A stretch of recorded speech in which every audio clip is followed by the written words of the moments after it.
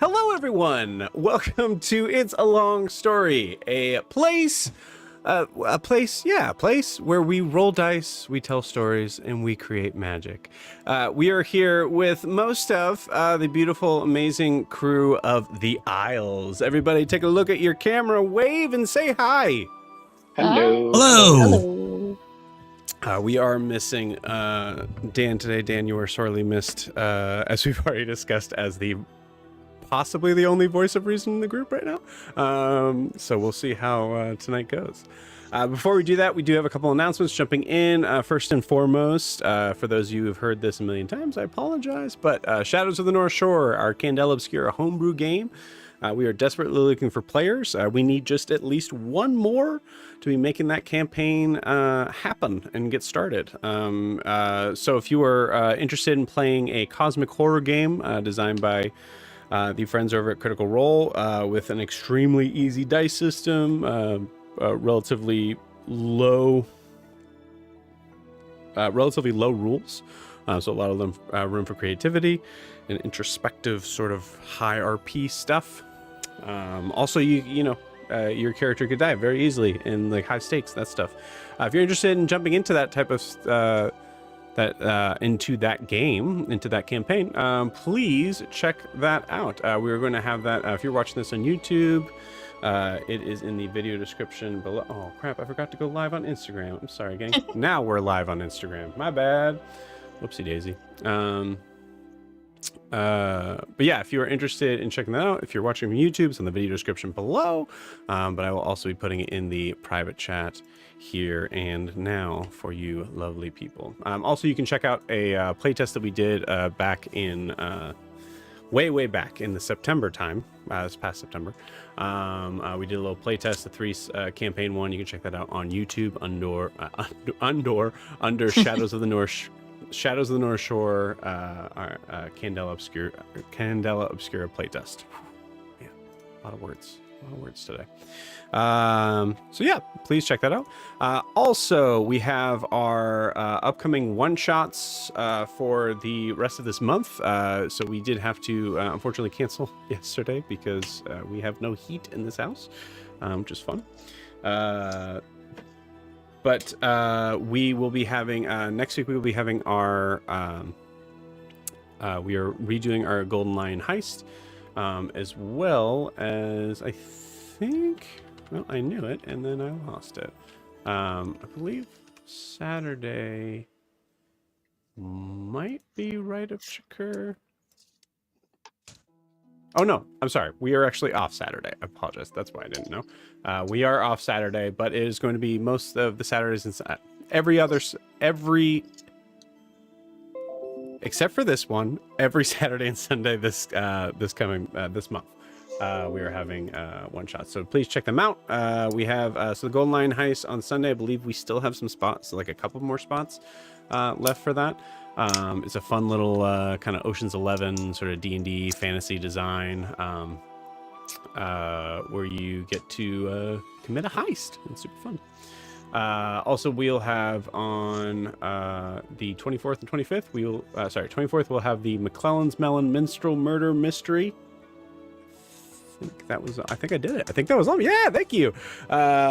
Which is a very fun, wacky little murder mystery game that Nav, you recently played actually, and it was super fun. It was a blast. I remember that game specifically was really fun. Drew, were you in that game too? Wasn't that one? You're muted. Can't hear you. No talk. Still can't hear you. That's all right. Drew, I don't think you're in the game, but we cannot hear you, sir. So if you are wanting to check that out, as well as other one-shots, we will be having most likely, we're kind of actually on the fence right now as far as starting our Humblewood drop in, drop out. There's a lot of sort of things that are on the horizon that I have to catch up on, building up into. So right now it's a little up in the air. We might have another one-shot month next month as well, so we'll see. But yeah, please check that out. So we just put the link in our description there, as well as you can check that out from our video descriptions below. Also, I need to make sure I'm putting this on Instagram as well. So sorry, Instagrammers. Instagrammies. All right. And then, so if this is your first time joining us, actually first time, first off, hello, hi, we're a D&D live play stream that play every Monday, Tuesday, Wednesday, and Friday in the beautiful, wonderful homebrew world of Imea. So all of these parties, obviously this is the Monday party, exist in that same world at pretty much around the same time. So there's a lot of fun little sort of things where we can have like, I keep almost wanting to say guest speakers, but I'm not going to say guest speakers because that's a silly thing to say for this. We have other PCs jumping in every once in a while from other campaigns, as well as MNPC crossover stuff, and it's really fun. It's a super good time. And if you're interested in supporting us, best way to do so would be to like or subscribe on the channel that you are watching this at right now.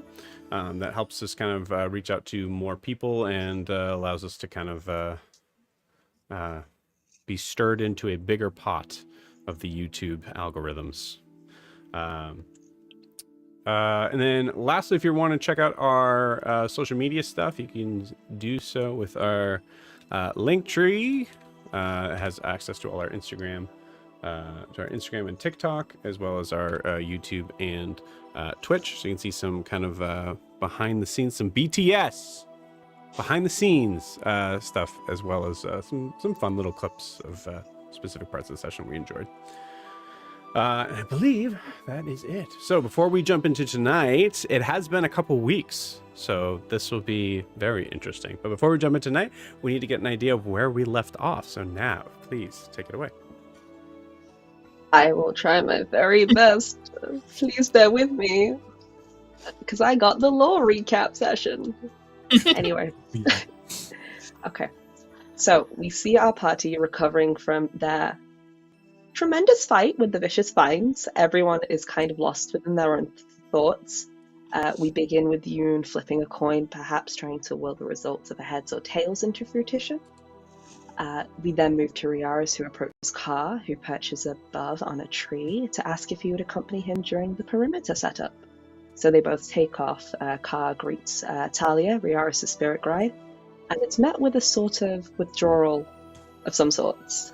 However, despite that, Car and Riaris have a conversation about spirits, which results in a hug.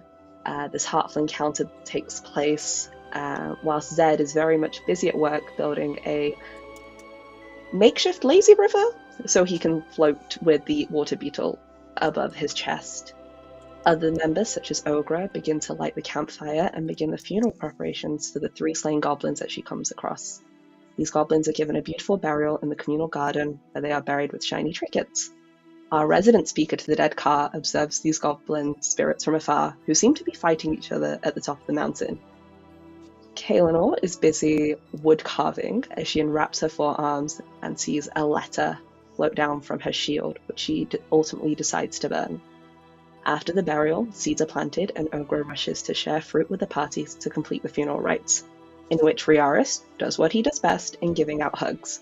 We all eat the fruit and watch as the rites conclude with Zed being hit, as it is a goblin tradition to pass necessary violence onto the children. Car, as our funeral director and spiritual advisor, catalogues the rites and rituals, in which he wonders about the possibility of the party being more comfortable with death, or perhaps being less comfortable with it. During these thoughts, we delve into past memories. We begin with Car, who recalls the very first kind of passing he helped with, that being of the Emerald family. Car leaves at Heron Emerald with the Pearl of Wisdom that sadness is a memory of the good times he had with his mother and to hold on to them, but then in that process live life in the way she wanted him to. And in that time, the sadness will fade. Car flies around the coastal areas of Watafon, where there is a far-off sound of a bell. Curious about this, he sees from a distance many people clustered together, with shouts and exclaims accompanied with the banging of metal as if preparing for war. A bellowing screech of rage is heard as he flies above, for the Ashwing have a reverence for life. This then jumps into Kay's memory, who is marching down to the sea for deployment, side by side with her order with the wrong weapon in her hand, but overhears Car's angry screech. Yoon then continues and begins to tell us a story about his people descending from the Feywilds. They stumble across a mysterious building that was upside down that can only let certain people in. As a young boy, he dreamt of being able to access the tower, but as he was leaving, he saw 6 doors, and perhaps an inkling that 5 others may be needed. Ogra's memory begins with also an exploration of a tower with 3 floors.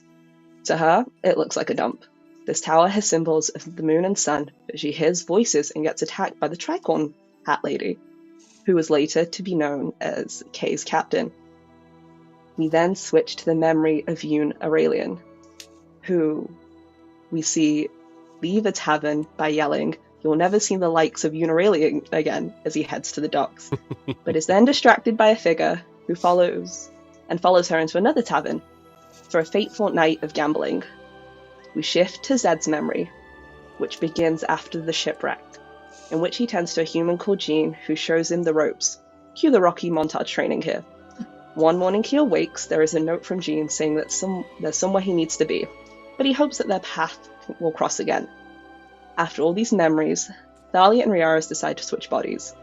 Thalia tells the crew that they come from an ancient lineage and that the connection with their people has been blocked, and there have been shared visions of a skeletal beast, where some may know more about that than others, yet to be determined. Else happened. We finally end with Riaris' memory, which begins in Eisenheim, an extremely busy city, who ends up having his first connection with Talia very briefly, and ends up actually seeing Jean. And that's how the session recap went. I don't know how to end it, I'm sorry. Yes, my favorite part was the ending. Incredible. Very nice, cool. Is that everything, gang? Anything we missed? Awesome. No, it was really good. You're still muted. Good luck with. Does that have anything to do with your mic being up? Yeah, go. How about now? Hey, there Better. you are. Welcome. I got like 6 different mics going on. Mhm. Nice. No worries. Well, without further ado, gang, let's jump in. So, as you all wake, and actually, let's switch this up. This one, right? Yeah. Well, it's morning. That's fine. It's whatever. You guys understand. It's a general background. As you guys wake up from a evening of self-reflection and honestly dealing with and possibly healing some wounds, both physical, mental, and emotional, you all awaken to start the day. Anything you guys want to do before you head out? So we did a full long rest. Yes, we did. Okay.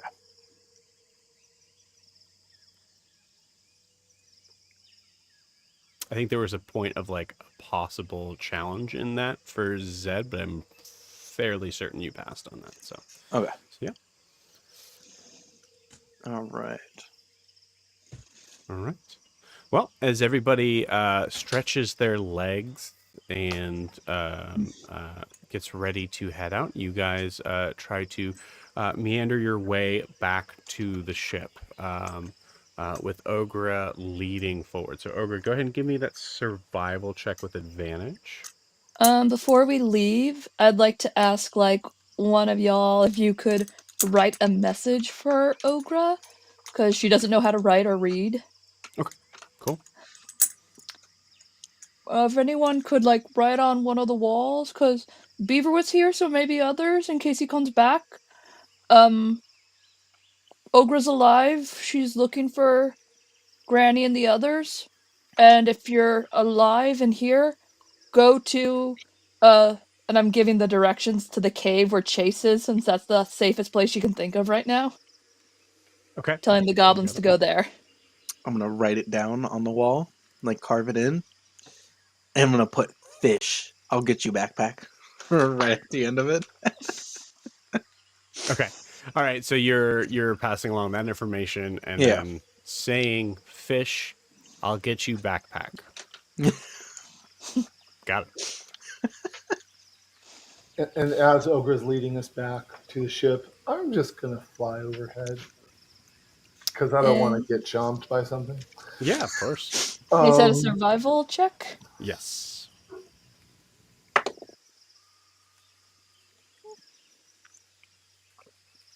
15.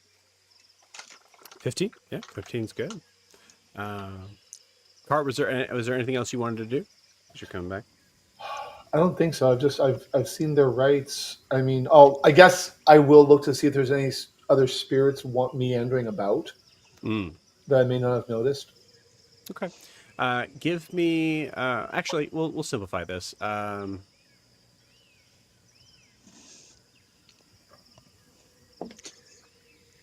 Okay.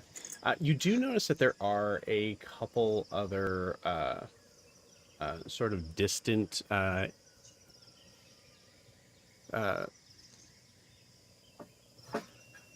distant sort of ethereal sort of imagery of goblins that seem to be kind of staring out at you all, even in the morning. In the morning light, it's especially kind of hard to see, kind of like juxtaposed against maybe some like darkened wood from the like hovels and things like that. But as if you were to go forward at all, you see them immediately kind of like move back and then kind of disappear. Okay, so he does not want to be. They don't want to be seen. Cool. I will Hold say, on. as you pass, like Hilt's tent, you do see Hilt kind of in the. I didn't catch that. What? As you pass Hilt's, like the guard tower. Remember Oh, Hilt? uh-huh. Or sorry, not guard tower, but like the guard tent. Uh-huh. You do see Hilt kind of still in there, and he kind of just like is giving you probably a gentle nod. Can I read what the nod means? Like goodbye, or Yeah, is I it think hello or essentially goodbye. Yeah, I mean, you guys are kind of like you have your packs. Your. Uh-huh. It's clear like there's a caravan out of here. That's yeah. I will, as they're walking in, or as they're gathering the stuff, I will walk over Okay. to him. Hello. Is he going to Hello. speak to me? Yeah, he'll speak back to you. Hello. Okay. Is there anything I can do to help you? No, I just want to stay for a while. See if I can. See if there are others that I can protect. Ah, that's good. Yes. We're leaving now. If we come back and you'd like my help, just please reach out. How do I do that? You just waved at me. That'll work. I can see you. Okay. And I hope maybe one day I can learn from you. Call upon your memories to help others. Roll me a persuasion check. Gotta catch them all. Ooh, 21. 21. Yes. Nice. Cool.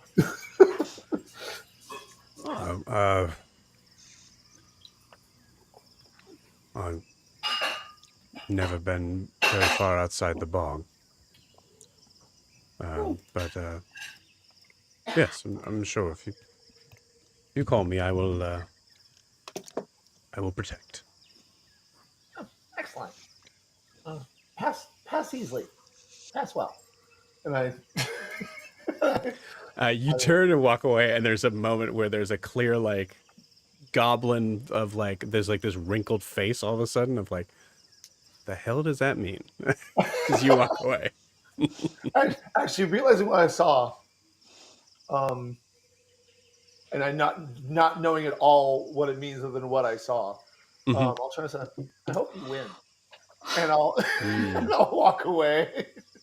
Okay. Yeah, that face softens a little bit with that. Yep. Awesome. Cool. As you all start to make your journey back,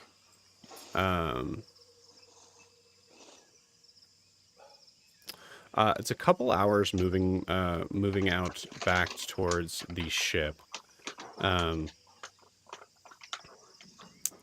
Zed, you did spend the morning kind of in a like when you woke up there was this like sort of like maybe this kind of like weird sort of like where am I sort of thing, as you've been in a lazy river this whole time, and as you do so you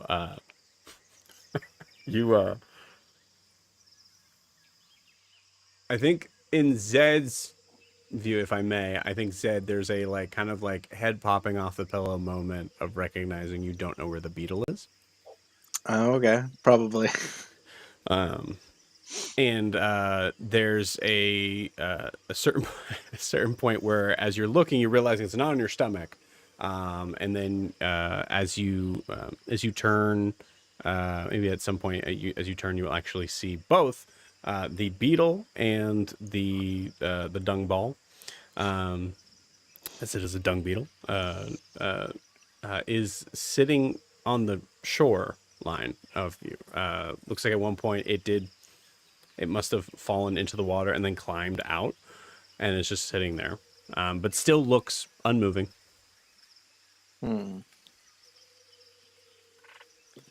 Probably end up just taking it with. Yeah, I figured. I'm gonna have it as a Cool. little mascot. You take the ball too? Yeah. Of course. Good. Awesome. Some good ammo. Some good ammo. Yoon, as you travel back, what's on Yoon's mind? Just as a quick point of clarification, when y'all wrote the directions to Chase on the wall, did you include the secret words to get into his place of safety? I don't think they did. I just Mama Jamma Ding Dong. Yep, you included them. You got them. Good. Yeah, that was it. Mama Jamma Ding Dong is what's written on there. Yep, it's right Good. next to I'll get you backpack. Love it. Is it after backpack? No, it's before all that. Before backpack. Cool. Yeah. So it's Mama Jamma Ding Dong, Yep. fish, I'll get you backpack. Yep. It sounds very distinct. Yeah, everybody can Message. understand. Yeah. Ogra for sure thinks it's good. Metagaming wise, the player's going to think they failed their role to understand the message. Yeah. Somebody from But I another rolled a nat comes over. 20. Not good enough. There's a point in time that like New Moon will be like traveling somehow to the Isles, and they'll see we'll see directions to a place they've never been before, and then Mama Jamma Ding Dong, fish, I'll get you backpack, and go. We really need to learn the dialect of this area. This is hard. Or actually go in there and have to say that and nothing happens. Oh my god. They go in there and then Chase is like, fish, I get you backpack? Fish, I'll get you backpack. My There is a brother. question of possibility that Fish, I'll get you backpack does let you in. We don't know. We don't know. It's true. The Just DM because there's even doesn't. one set of secret words doesn't mean there's not more. Doesn't mean there's not more. Yeah. It's just a backpack of fish wherever they go, just in case. So, back to your question. Yeah. What's on Yoon's mind? So he's thinking about back to what he remembered. Just going into the second bar, and on his way in, he remembered seeing a person, and then the cards all spilled out of his hands, right? And then suddenly they all came back into the deck, and there's this weird conflict in his head because part of him says that didn't happen. Part of him remembers just picking up the cards, not having them flow back to a deck. And so, yeah, he's confused, feeling a little confused about that moment. That's kind of what he's thinking about right now. I really like that.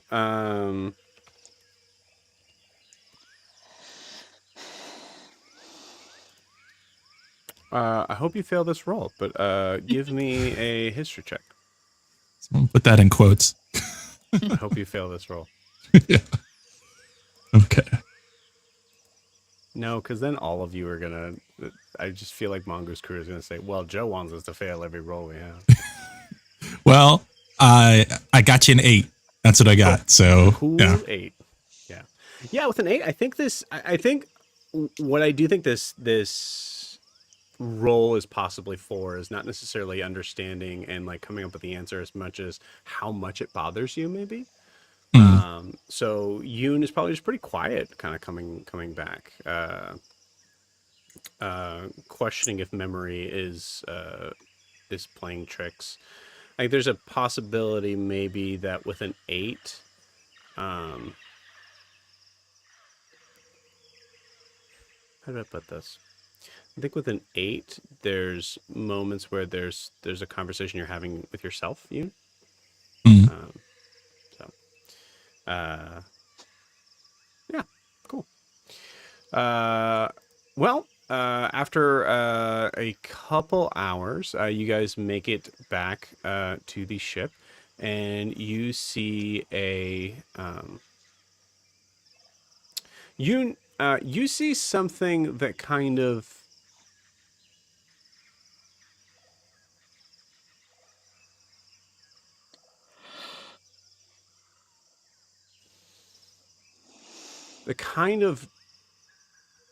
it definitely pulls you out of your stupor in this. I'm gonna say, but I am gonna actually have you roll on this. Roll me a. Jeez, I think. Roll me another history check, but it's with advantage. Okay.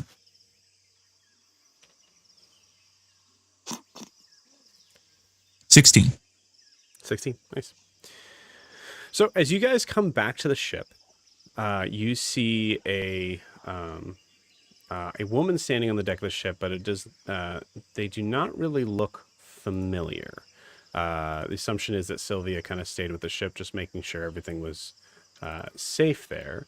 But the person that you see has very dark, very tan. Has tan skin, dark hair. A lot of like little bits of like jewelry and things in the hair. Very simple sort of dress. And I'd say for all of you, it takes you a little bit. There's a possibility that you just don't recognize this person, but Yoon, with that 16, you'd recognize the eyes, and it's not until then that you realize that that hasn't really changed. As you see, I hate that it does this, sorry. As you see unmistakably someone who is both not Sylvia and Sylvia. The 16 for you drops you into a state of maybe not shock, but definitely surprise as you recognize this person.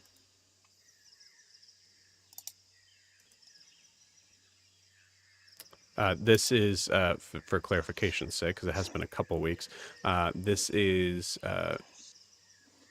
exactly the waitress woman that you saw that eventually drew you to the place in your memories. So she comes out. She goes, "Okay, everything good? Oh, it's Sylvia. I'm just practicing. It's just easier to change things up every once in a while to just make sure to stay under cover." Love the look. Is it someone you met?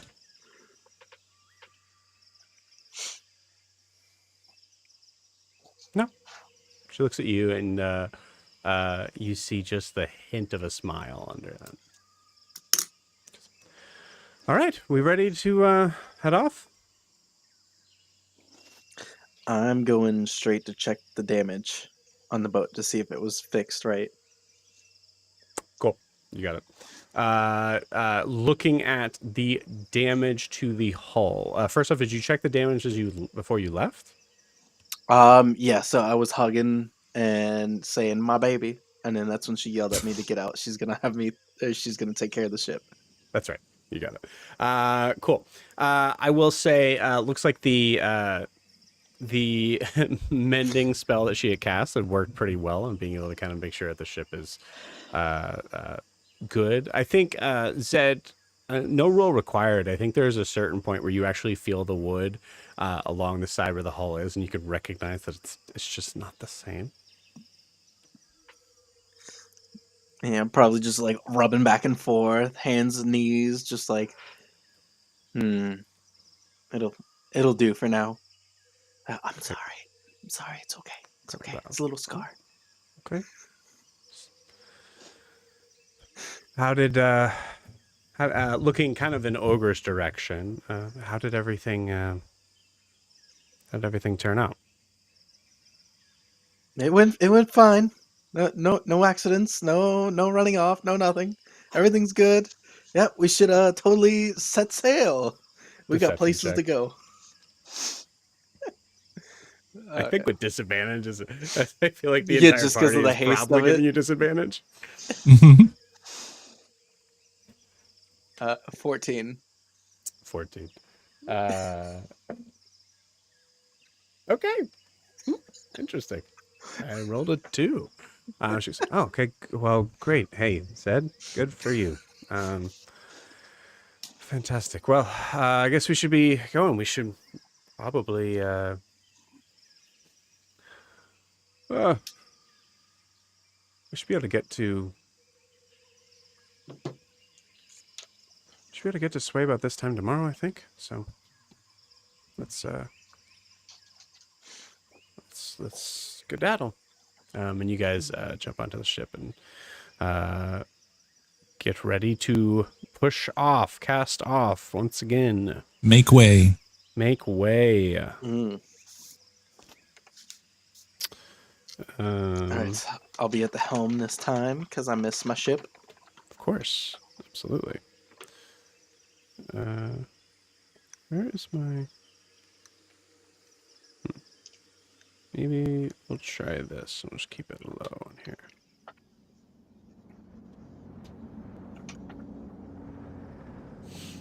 Okay, and you guys head off. As you do so,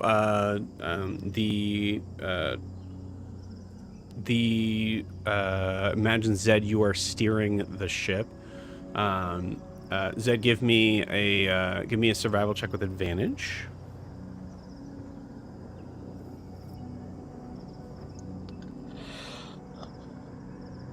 Uh, 21. 21. Nice. Yeah.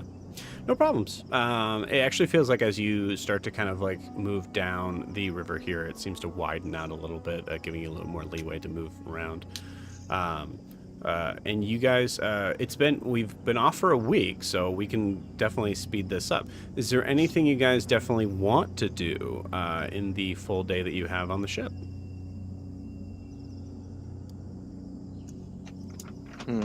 So it's just gonna be me just checking the ship, nothing too special, and then probably make food.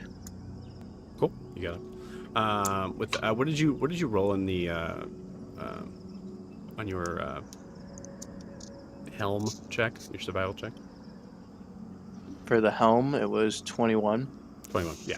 So the 21, you are able to kind of pass things over to Kaelinor, and even with that, I'd say that's enough to be able to kind of say that throughout the day you're good on that. Cool. And you're making food. What food are you making? So we have a little bit left over of the fish, so I'm probably gonna be frying that up with whatever vegetables. It's probably root vegetables that I just keep on board because they last. This is the fish that The big one killed 3 days ago? Something like that. So I could have probably salt cured it so it would last longer. Okay. Yeah. I like it. I'm a vulture. I'm good. Yeah. You guys You guys are good. Kaelinor, you're like, it's pretty much like mess hall food. Yeah. And we're gonna solve the mystery of that table expanding. Yes, that's right. Cool. Awesome. Yeah. So, anything else you guys want to do during the day? Feel free to just shout it out.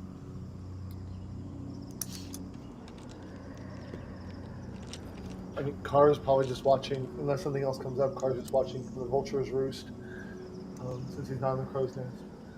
Cool.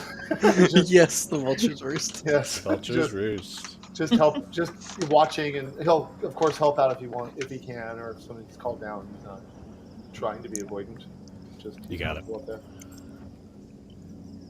Cool. Give me a perception check.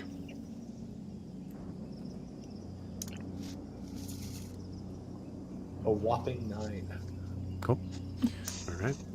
With the 9, you are again trying to stay below just that below the canopy line. You do notice that drifting, over to and fro. I'd say with a 9, there's a certain point where you actually see a rather interesting looking leopard on the ground. Not too far from the ship, maybe 50 feet, but obviously towards the land, right, or on land. And I think with a 9, you just kind of get preoccupied. The leopard itself looks very, say not unnatural for the terrain, but there's an undercoat of this like bright purple that looks interesting. You've seen some sort of jungle creatures share this same sort of coat. So I think with that 9, you're definitely preoccupied with what's their deal. But you also feel like getting too close, it is definitely a wild animal. So, but yeah, nice. Anything else? Okay. Ogre would probably go to Yoon and ask, this will only be the second, big city or town that's not like the bog, and Ogre just wants to make sure she doesn't get chased out like the few she was first going to. If you could tell Ogre how to blend in. Oh, Because you seem very fancy and knows that stuff. well, thank you, Ogre. But I don't think you need to blend in necessarily. I think in the Isles, they tend to have all sorts of people. What I would say is some of the traditions or niceties you may have picked up from your home, such as you do know that you can't just take things from people without paying for them, or at least asking. Paying. Okay, so economics. Yeah, you want to go into a full-on yeah. Brings out a board. I love that so much. Yes, cool. Yoon, please give me a performance check. All right. I think it's a straight roll. You can kind of define this for me a little bit, but I think Yoon does know, has been very heavily educated. But as far as how much Yoon's been interested in certain things that he's been educated in might affect, it's totally up to you. Right. I think it's it's a dirty 20. solid. Great. Awesome. Ogre, go ahead and roll me a... I'm going to say...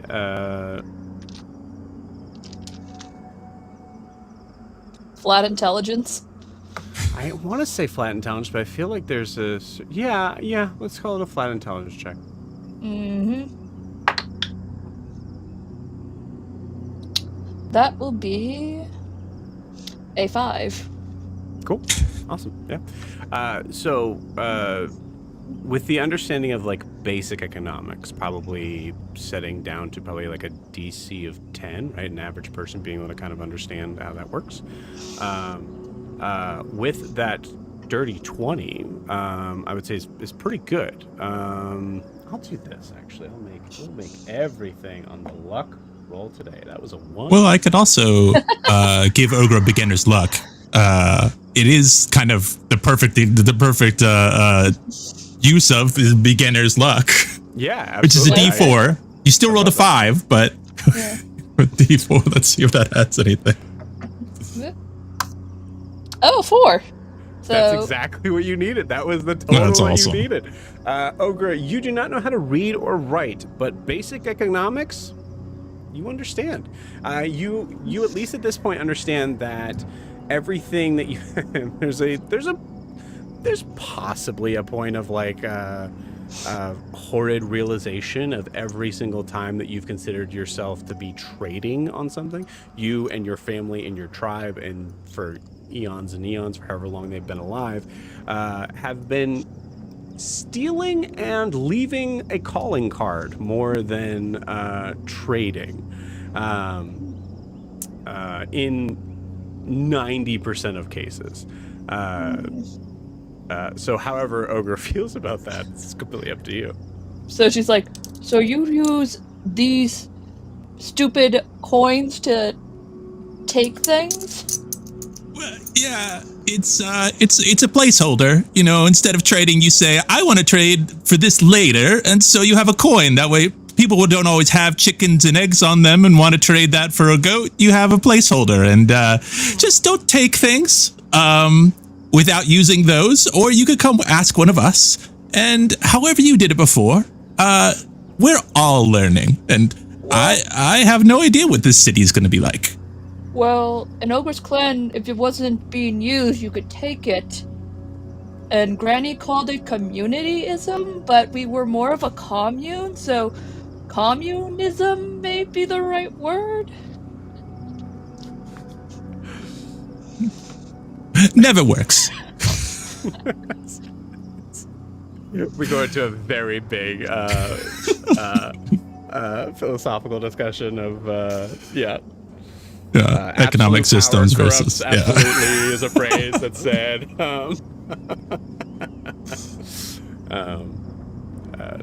I think there's also and there's a certain point where it's like, well, if we do succeed and Ogre does go back with her tribe, there's a possibility that she might be carrying the idea of communism back to the tribe, and then therefore will become like, so there's like a boat where you're just like, so here's the problem with that, and you go do this other like long spiel. It's an interesting granny. I think you maybe offer like socialism as a like possible in between, like, incredible. We hit a lot of topics here, Tales of Imea. Awesome. Anything else? Kilner, what are you up to that day? Probably just like following, unfortunately, Zed's orders, just rigging on the ship. Like, just fully like in the works. Let's go kind of vibe. Awesome. There's a certain point, I will say, maybe slightly later in the day. I'd say probably maybe like, actually, probably close to like 3 or 4 o'clock, that Sylvia kind of like, who has been at best ignoring you, and then most of the time just kind of giving you an eye that is clearly like, I don't trust you, and she wasn't there for any of that whole interaction too. So there's a certain point where Sylvia does kind of pull you aside, Gilnor, and she actually I'll say she stays in her current form, which I will say is not incredibly intimidating, especially for the likes of what you go up against. But she looks at you and is staring and says,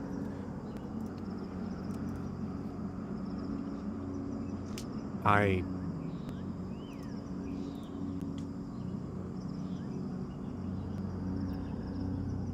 just make sure, I don't know if this has come across at all, but I don't believe you. I don't trust you. the fact of me not liking you is probably irrelevant, but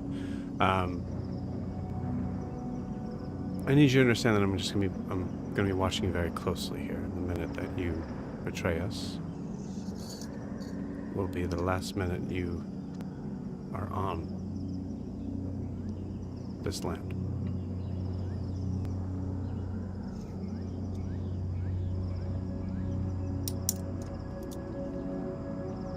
I think Kate hears that. And part of her kind of wants to laugh. Just a little bit. She's just like, really? So she kind of responds with a, no, I'm sure the two don't coincide with you not liking me. Obviously not. Hey. Just want to make sure we have an understanding with each other. Oh, we do. This isn't going to garner me any sort of favor, nor do I care for your approval. And she will pull out the broken, ripped scroll from her backpack, which is probably just like lying off to the side somewhere. And will look Sylvia dead in the eyes.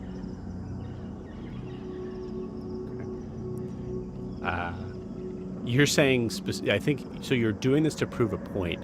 Do you think you're trying to be persuasive though, or do you think Kaylanor's like, I don't give a shit what you think, but just so you know, this is that. Very much the second of I don't give two I don't give two fucks what you think. Yeah. Yeah. Cool. Awesome. She seems kind of dumbfounded. Yeah. I say you see her like kind of just.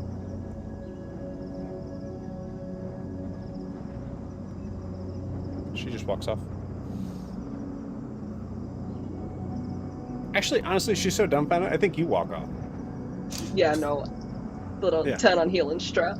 Yep. Yeah. Love it. Love it. Incredible.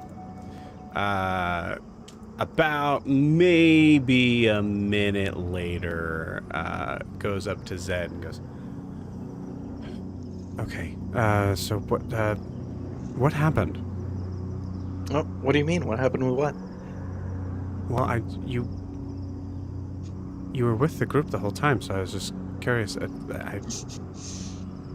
Kaylanor just showed me, first off, that what I suspected was that she was an active member of the Merlin Loke, but then she had ripped up the... What happened? Merlin Loke? Ripped? Oh yeah, she doesn't like reading as much as me, so she like got tired of a book or something and just tore it up. I don't know what that was about, but I mean, I'm not that big of a reader. Best possible source of information to go to. Yeah, right. Well, I mean, she rolled really bad on trusting, so she hears that. That doesn't make any sense. There's not like Merlin Loke or there's. We did find some ghosts. We found some evil plant things. I told this beaver gremlin looking thing that I needed him as a backpack so we could find our way back, and then he kicked me in the balls and ran off. And then I tried to find him. And then he ran off again. And then I found a dung beetle.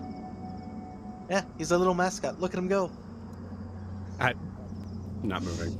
Just sitting right there. Just Look at him go. Just like, look at him go. There's a moment where you're just both staring at a dung beetle that is just standing there. Is it? Zed? Is it alive? Oh, yeah, he's alive. He's don't you sense like the magic? Do I sense the magic? Yeah, you sense the magic coming from him? In the dung beetle. Yeah. This isn't even close to the question I asked. Oh, I did find a new blowgun. So now there's more of me. So that's wonderful. Okay. All right. Well, just keep sailing the ship. Just. Okay. Oh yeah, and can you tell Car to come down here? I can hear you. Yeah, you think the Car is just staring right down? Car, come here. I will light down. Cool. She ducks out of frame. Yes, Zed. So, you talk to spirits and everything, right? Yes. Yes. Can you talk to spirits that are still living, but they like talk through things? We just talked to Riaris's friend, so yes, but you can too. Wait, his friend? What friend? Was I missing something? Talia? Didn't Talia say something? Who? I think was Zed asleep during that? Yeah. Yep. Oh. You get a sense that like someone was there. Yeah, we mentioned like he since it's like a meditative state or whatever that he that's right. felt like someone was there that he didn't know, Yeah, but he he didn't felt like see there it. was Yeah. an It's actual like- person, yes. but I didn't You're hear it. you're Yeah. floating in circles. Yes. Yes, I can do that. But if they possess somebody, then everyone can talk to them because they're using the body. Okay. Would you be able to do it if, say, they talked through water? Like they made like a look of them through the water and talked? Maybe that's new. Maybe I didn't 'Cause- think I would talk to the spirit of an island, and I did yesterday. So Yeah. maybe. While we were in there, I got talked to by the evil lady that needs to go bye-bye, and she knows where we're at right now. As long I guess as we're near water, I guess she'll know where we're at, possibly. Well, that's difficult because we're on water, right? Yeah. Surrounded by it too, I think. Islands. Yeah. So, I don't know. It's gonna be fun. We'll probably just need to keep like an extra lookout, and also keep in mind the water too, because It was a very nice leopard. Oh, a leopard. I put on the autopilot and step over to where he points. And then Carr instantly realizes what he's just done. Yeah, amazing. You put on the autopilot and then you walk off. Kaelner, you've gotten used to it enough that when Zed flips a sign that says autopilot, however, that as Zed walks off, you immediately go and just grab the helm. As there is no autopilot on the ship. How did this work before we were here? I just look really embarrassed. Like, I can't believe I just did that. I'm sorry. And Amazing. Alright, Zed, so where did you see this panther? Leopard? Cat thing? it was starboard side. Oh. I think it's gone now. Did it have like a big double tail with like something that looks like it rattles? No. Oh. Huh. If you see one of those, let me know. I have an idea for one of those things. I have no doubt. And I'll just fly back up to my perch. Yep. Actually, I fly up and I come back down. Okay. And I say, the spirit in the water, is it someone who's died? No, they're very much alive, and they're trying to build an army to like take over and kill everybody. No. That's disappointing. The army.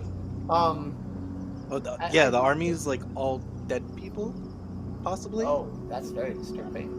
I don't know that. I think anyone could talk to them. No, if it's a living being that's using some sort of magic to talk, that I assume if they want to talk to me, they will. But I usually speak with the dead. Okay. I think. All right. I always have. I don't know. What you're describing is unusual. Yeah, it's it happened in the cave. The cave? Yeah, when I looked into That was quite some time ago. his water. You spoke with the person who's building an army to kill everybody, and you told me just now because you want me to talk to her? Well, I mean, we were a little busy. I'm looking over at Kay like, are you hearing this? Yeah. Like, So yeah, we're possibly being watched 24/7, technically anybody by else on water. is anybody else on deck? Sylvia is actually not that far away from Kaelenor. Sylvia! Hi, sorry, what? So you talked to Oh, good. Yeah, the evil witch lady. You? Jan Memori. Yeah. And You talk to her. Talia! Group meeting! Group meeting! Stress overload as you're just like, wait. Yes. The leopard kind of moves out of the bush, kind of stares out at the ship, and then just pulls back in. Come here. Yeah, I guess. Points a claw at itself. And did she, when she popped up while I was in the cave and looked at me, she just said, "There you are," and then I passed out, or did she say something specific? She just said, "Oh, there you are." Okay, so that's probably what I'm gonna tell them. Is like she just said, "Oh, there you are," and I'm pretty sure she can watch us through water now, which is a little pervy, but I mean, she's an old-looking lady. I guess. Zed. I don't know. What? I okay. I mean, we get watched by bugs and fish and stuff. When you go swimming, there's fish. When you're above ground, there's bugs. It's like a normal thing. I feel like there's a round of like people that are around Zed that are all looking at each other, all possibly speechless at the idea that the the being that that like on a fourth wall breaking level is probably at least part of the BBEG has spoke to Zed and said, "There you are," and he's just telling you now. Zed, Ogre's not that smart, but even she can say that is very bad timing. Oh. So, I believe you only say "there you are" if you know a person. Usually you don't go up to strangers and say, "Oh, there you are," because you don't know who they are. So, Usually they're looking for you. Why is she looking for you? I may have been one of two people that survived an attack by her, possibly. Like, remember when I was talking to you about like the whole like ship and everything, and then like people dying, and yeah, it was caused by her. She wants to like take over everything with like an army of the dead or like dead type stuff. That's not good. No, that's why I figured I'd talk to you about it, because you know about like the dead stuff, and like I don't know if she's dead, if she's reptilian, or if she's just weird. She might have like ugly feet, so she wears like a dress that covers them. I don't know. I look at my talons and just shake my head. Yeah. Okay. Well, I mean that's okay. So this is you're all together at this point. The ship is just careening off course now.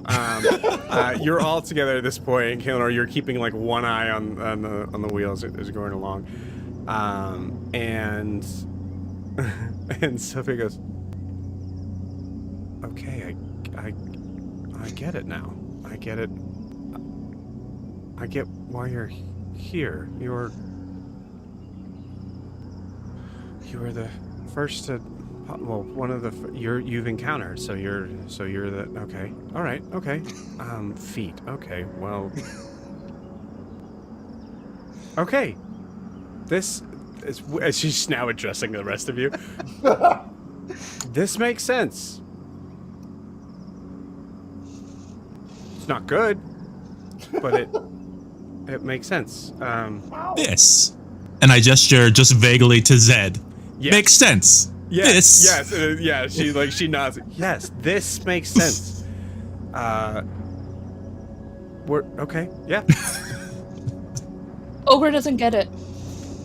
Nor Car doesn't either. It's okay. Right, well, okay. Sorry. So this Zed, can you is dinner? What's dinner looking like? My spinach puffs. You rush downstairs. And Sylvia takes a moment with Zed out of earshot. Just going, okay, I just, I knew that some of you were. I had to help some of you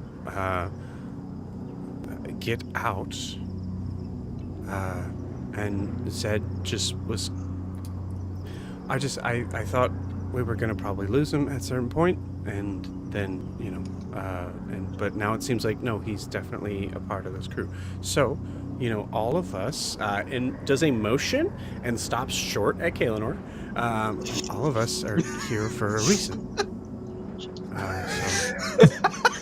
I'll just You're like not move laughing, I'm Kaelinor laughing. to our Yell it out side so loud. you're gesturing to her too. She moves her hand away the outline. You pull her. It's all of us are here for okay. I mean, it's more dangerous, but at least I don't know. Maybe I could use more information. So I'm kind of looking over at Kaelinor, looking at Sylvia, and going, if he is part of it, I don't know why she is. yeah, sure, okay, yeah. Why not? Why? I don't. Okay. Great. Why? See, I could be petty, and I really couldn't. And you see Kay takes a very deep breath and is like, okay. The chaos that he has brought, unless he's bait for this thing. Right, that's what I wasn't gonna say that, but Oh, he's bait. maybe. Well, maybe she's security. Is that? Or No, you. Yeah. Just for us. You're strong. Security, You yep. hurt things. Yeah, Kaelinor Catalyst has is been Zed's nothing but honest babysitter. with us. catalyst? What makes this all turn into the... Sure. Great. Okay. Sylvia? Well, honestly, and I start flapping my wings like I'm going to go back to my roost. Treating you poorly isn't certainly going to win over to our side. And I fly up, and I perch, and I just kind of crouch on my perch. Looks Sylvia? up. Yeah.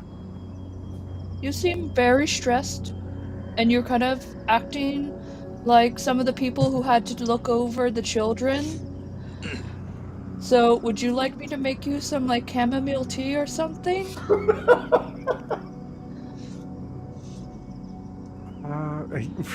Roll me a persuasion check with advantage.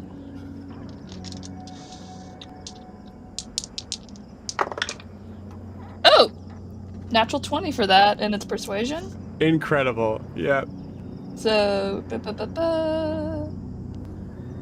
persuasion. Yeah, it's just gonna be a dirty, a natural 20. Yeah. Cool. The nat 20s. Okay, so we're just get. Yeah, And they're that'd just be gonna- lovely. Thank you.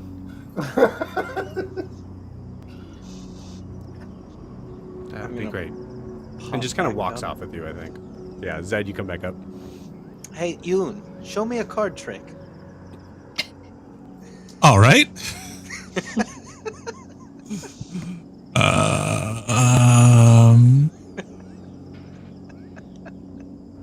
Pick a card, and I will do a card trick.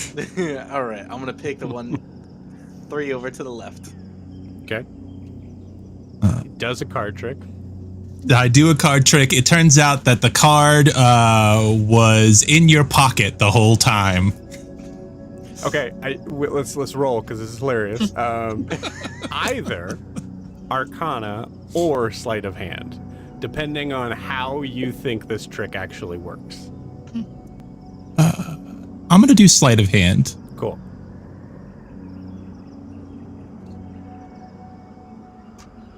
Well, it's 14. 14, cool. Zed, as someone who is asking for a card trick, so wanting to be amazed, give me a perception check with disadvantage. Oh.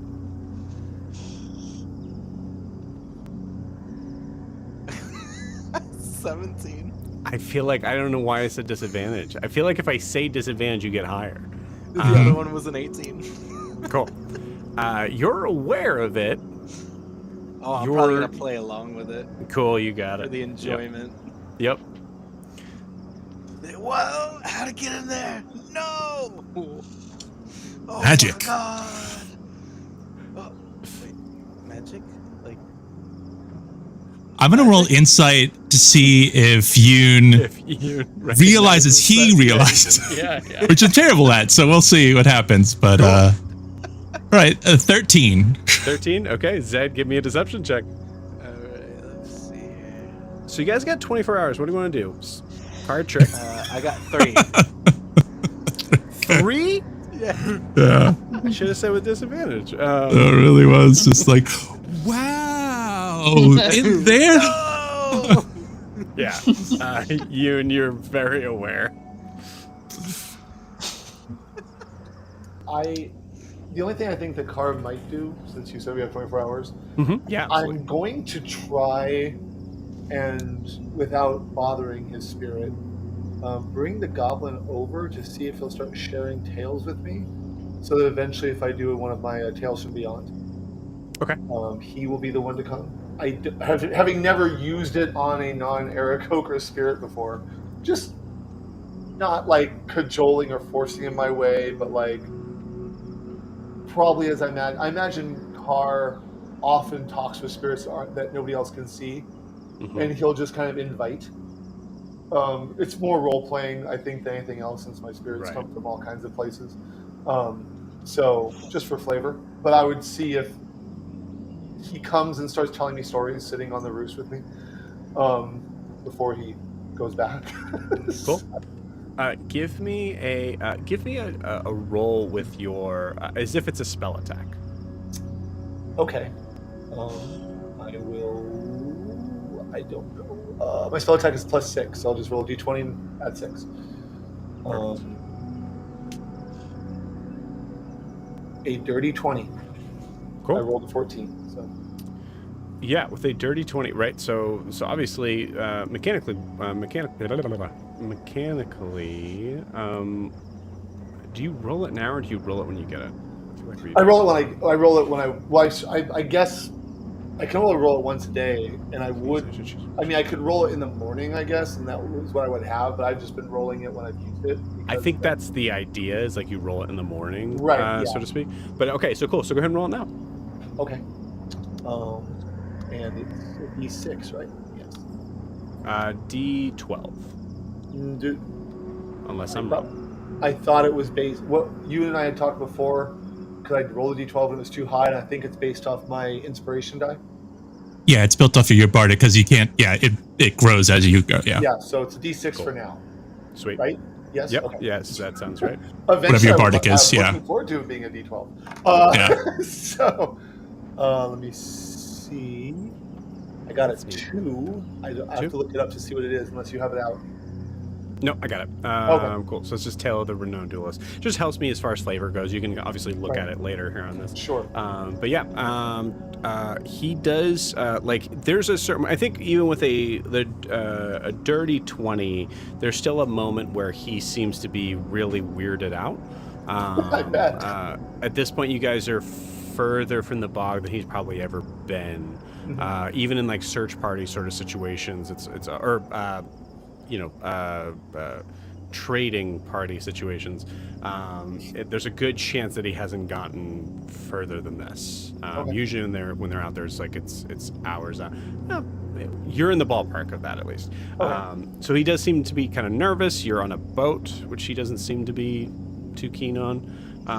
But as he's like kind of getting the hang of it, there's a certain point where he actually and I feel like you've probably noticed this a lot before. I think we maybe mentioned this before.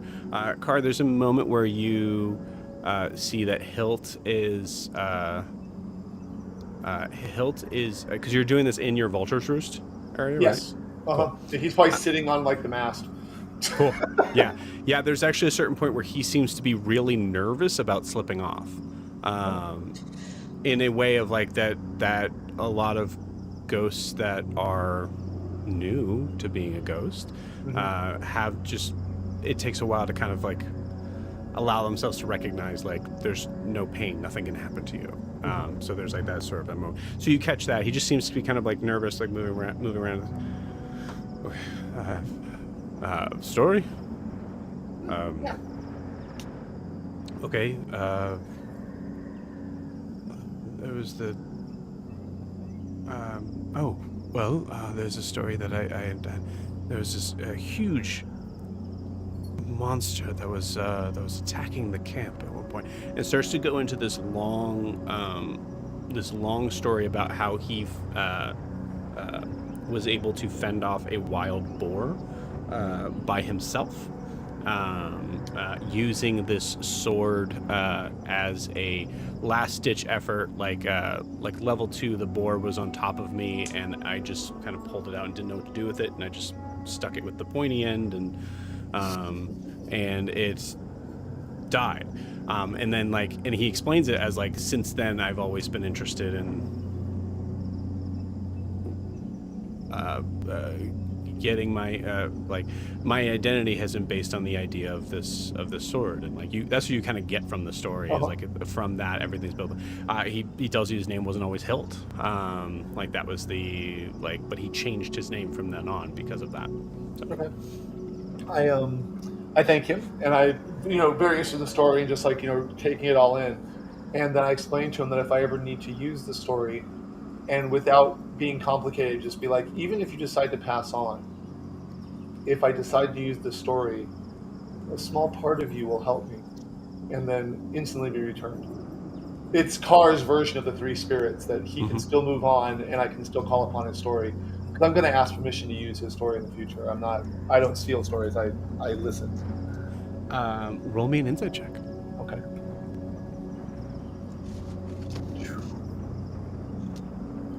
$12. Cool. With a 12, you get the idea that he seems rather pleased with that. That was a very proud moment of his, and as he's okay. I don't really understand all this, but yeah, okay, yeah, great. Great. Any way I could be of help? How do I get down? And I will talk to him about the idea of spirits and from Carr's perspective, think about being where you were and where you would like to be, and you'll go back. You can't be hurt anymore. Doesn't work the first time. Okay. Okay. Goodbye. And you see him slowly start to kind of drift off. There you go. Okay. And moves on. And Carr's probably just perched, feeling very, proudly uncomfortable. Wait a minute, I can now call a spirit outside of my people. Yes. I thought I could, and now I know I can. That's yeah, absolutely. So it's a proud, but what does this mean? What does this mean to me as an Ashwing? That's why I left, but part of me thought I would fail. There's also, and we've kind of discussed this a little before. I don't know if we did this in game or out of game, but the idea of for the Ashwings, one of the biggest parts about the ceremonial sort of aspect of what it is to be an Ashwing revolves around not in a classist sort of state, but revolving around the idea of you are helping Aarakocrans. That's what you do. And so I think there's probably a moment where, as you've kind of discussed this a little bit before, you're not really sure if you're wondering am I different as an Ashwing and then I can do this? Yeah, that's exactly it. Or can every Ashwing do this and they just don't know? Or can the other Ashwings do it and they choose not to? And they choose not to, yeah. So yeah, it's going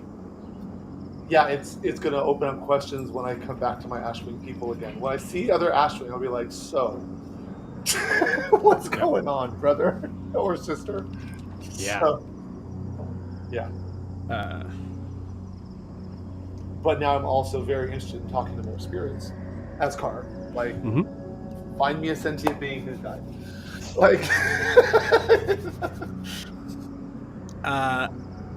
Also, I'm going to say, I'm not trying to derail anything too far on this, but go ahead and roll me another perception check.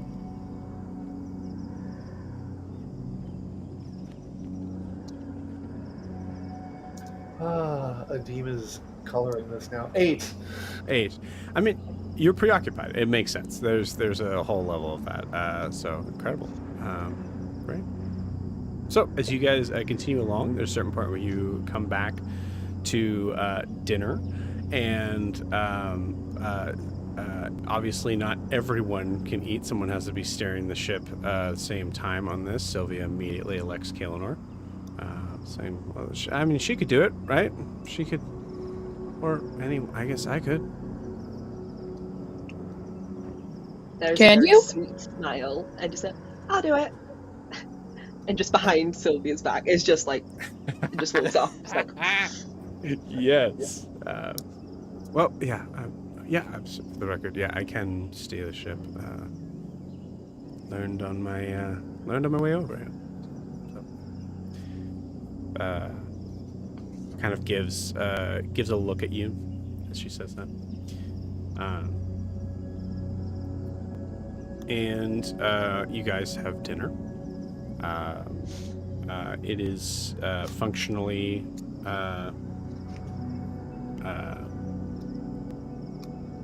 what's the word? It does what food's supposed to do. Adequate. Yeah, functionally adequate. You and now, so at this point, we come to nighttime. There's probably some conversations that would be going on with Riaris, but we'll, if we can come back to that next week, we'll probably do that. Yeah. Anything specific you guys want to do in the evening? If not, we're going right into keeping watch. I'll wait until watch. Cool. You got it. Actually, after dinner, I think I'm going to ask Zed. Zed, would you tell us the story of how you acquired this ship? Oh, that is an interesting story. So, I don't know if you noticed that there's like a bunch of shipwrecks around, and one of them was a lumber ship. I've always liked ships, and it was one of those, you see it, you think you can make it, so you try it several times over, 100 times over, and then you end up building it right. And then I ended up building this. You Masterpiece that you're on. built this ship. Well, yeah, I didn't build the furniture though. Furniture's kind of, you know, I built the rest Well, of it. yeah.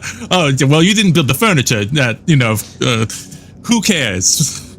Can I do an insight check that yeah, he go ahead. actually built it? Go ahead and roll an insight, and then Zed, you don't need to say above board, but go ahead and roll persuasion or deception.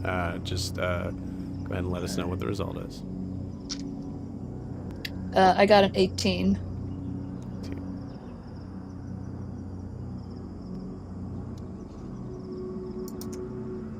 I got a 4. 4, okay.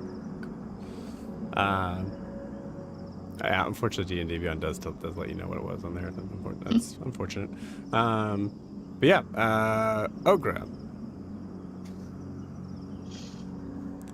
You believe him, but you definitely think there's more to that story.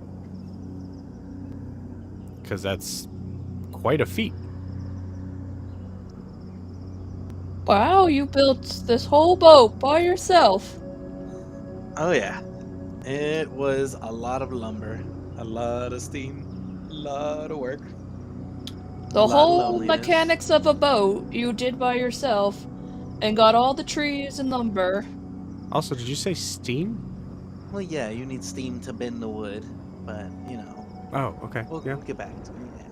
Yeah, I'm not gonna get into the technical terms. Where or did you get this? Where'd you get the this theft steam? of wood? Let's see your muscles there. Okay. Yep. From, okay. like, There we go. you There know, it Your is. little twig Shipwrecks. muscles. Okay. Well, no, it's just So when you say that you built this ship, was how much of it was already built? Well, it depends. When you take pieces from other ships that were shipwrecks, and then you just sand them down. Like a full and then put 'em Theseus back. argument. Yeah, Okay. yeah. So think of like putting toys together that are broken, and then you end up with like some really creepy Frankenstein toy.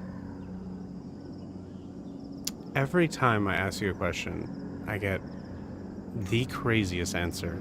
Okay. All right. Oh, So, Zed, you like money, right? Ogre heard you talking about money. Money. in Sometimes. Sarah, please take a point of inspiration for that. That's incredible. In having an economics lesson and starting out with going, you like money, right? Unbelievable. But you like money, right? Yeah, everybody likes money. Hmm. Would you be really mad if Ogre said back in the village there's a chest full of these gold coins and things called platinum that we just throw in there? We just use them to play Pog, so we never really used them. What's a pog? Oh, it's a game where we took like the silver ones and then the copper ones and we used the gold ones as slammers. Oh. Oh, That's kind of like the ones that I go down and I reach into my secret compartment and I pull out some doubloons. okay. I'm like, you mean like these? But it's like these gold ones. Yoon said it's very valuable. We have a whole chest full of them. And Oh, some yeah, things I got, called like- platinums. I got like a little one of like that, and it's just. I don't So know, you they're- didn't they're really fancy. need it. It's not important. No. I'm like looking around. Does you hear this? It is fascinating. What's really funny is that most of the people I think in this room are aware of the value of money, but would have differing opinions. Like even Sylvia is like, oh, it's unfortunate, but it's funny. So it Yeah, really I'm isn't that probably- important. And she'll probably just throw the gold over the ship. Hey, nope, okay, nope, that's Yoon. Did you? Eleanor. Whoa! I explained it. Okay. Oh my god. Also, we're at the dinner table. How did you find the hole in the ceiling to throw this out into the water? It's not a good ship. There's a lot of holes everywhere. You do this, but it's facing Zed. Yeah. What? No, I patched those. It's perfect. Remember? No, there's I one right rolled- there, see? I rolled a natural 20 for it.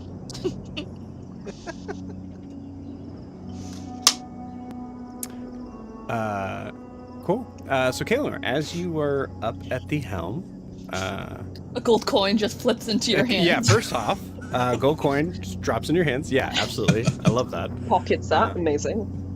Cool. What a crew of like that happens, and you're just like, yeah, cool. I love that. Okay, great. You are at the helm of the ship, and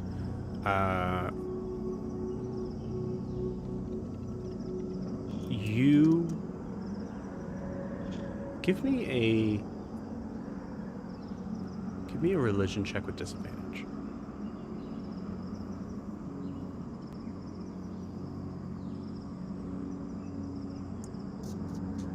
Seven. With a 7, as you're steering the ship, where is the scroll, the torn scroll? Ooh. I don't think she picked it up after she kind of showed it to Sylvia. She just kind of dropped it and walked off.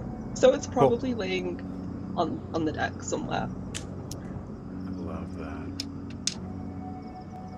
So this is a fun moment where we actually, I'm going to allow you to decide. Yeah, let's have we're going to do a little fun little mini game that no one on the ship is going to be aware of, including Kaelinor. Kaelinor, roll me a d4, please.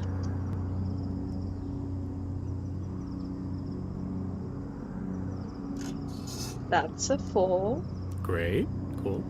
So you see it, what the camera sees is that the the scroll itself, torn, but essentially kind of moving at the same speed with the same weight, starts to roll towards the port side of the ship. And give me another d4 roll.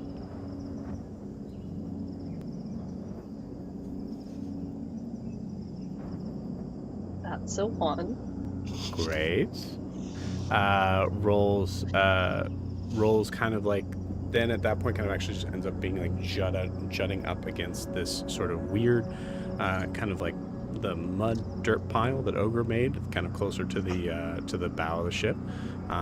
Does sit in that. I'm gonna roll something. Okay, cool. Just kind of like bumps up against like a dirt clod on there. Give me another d4 roll.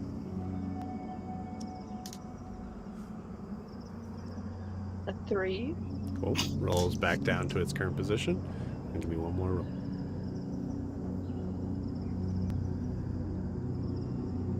That's the 2. Great. Awesome. Essentially comes back to its original position, I think. Incredible. As it just seems to move along the ship, as if it's being jostled by unseen forces. This is not the ship rocking back and forth. There's something else that's going on here. But that's fun because none of you see that. So night continues to come in.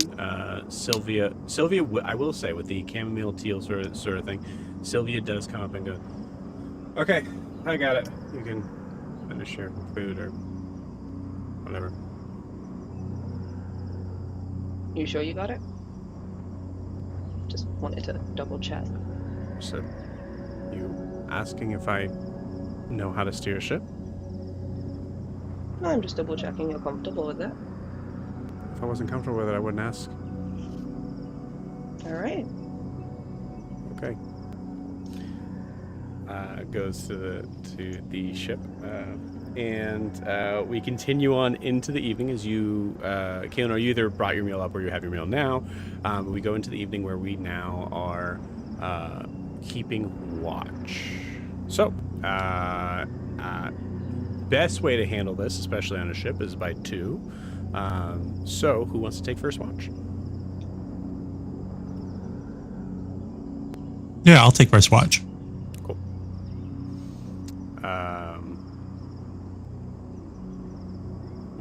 I can take it with him if you want more than one person. Yeah, that's cool. Awesome. So, Car and you in a first watch. Say one of us, I have to play Sylvia for one of them if we were doing 2 by 2 by 2. So, second watch.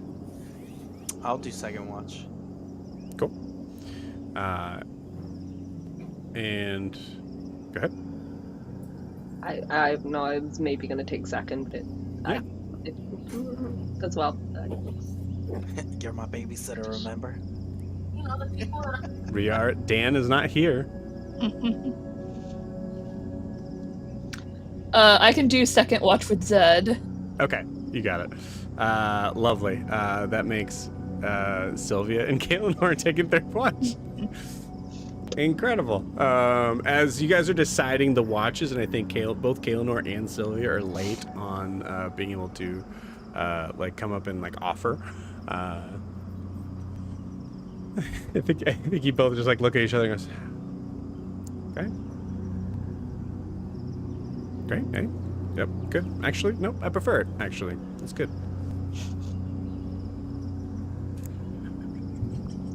Sure. I love Amazing. this response from Kaelan. Just dude, get fucking off me.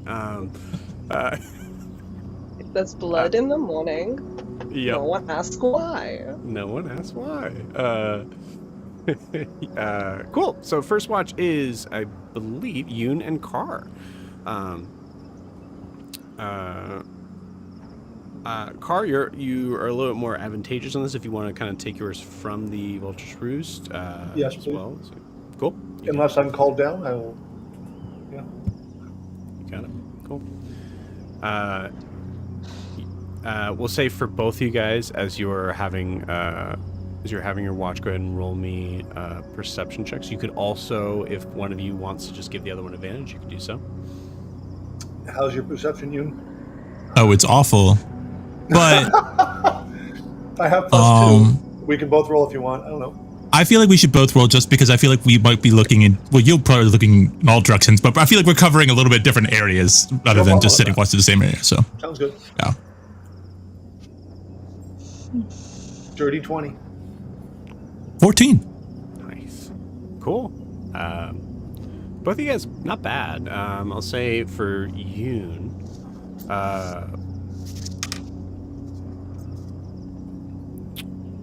watching around the ship,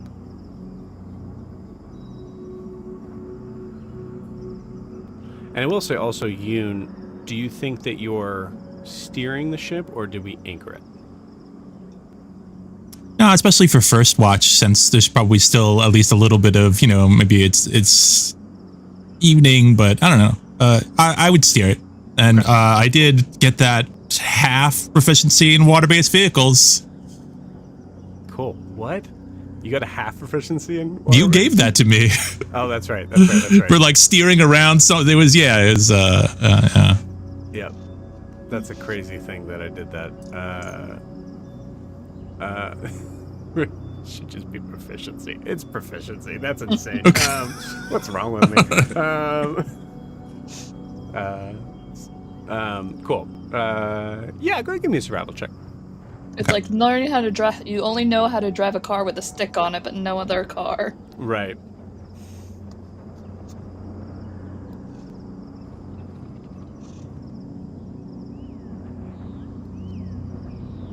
Uh, 16. 16. Nice, yeah. No issues at all. Looking around, just kind of keeping your watch going on this, you don't see anything noticeable here. Definitely no signs of danger, nothing like that. The sounds of the tropical rainforest at night is very beautiful, and I think there's a moment where you're just able to kind of recognize that. Is there anything specific that's in your head right now or anything?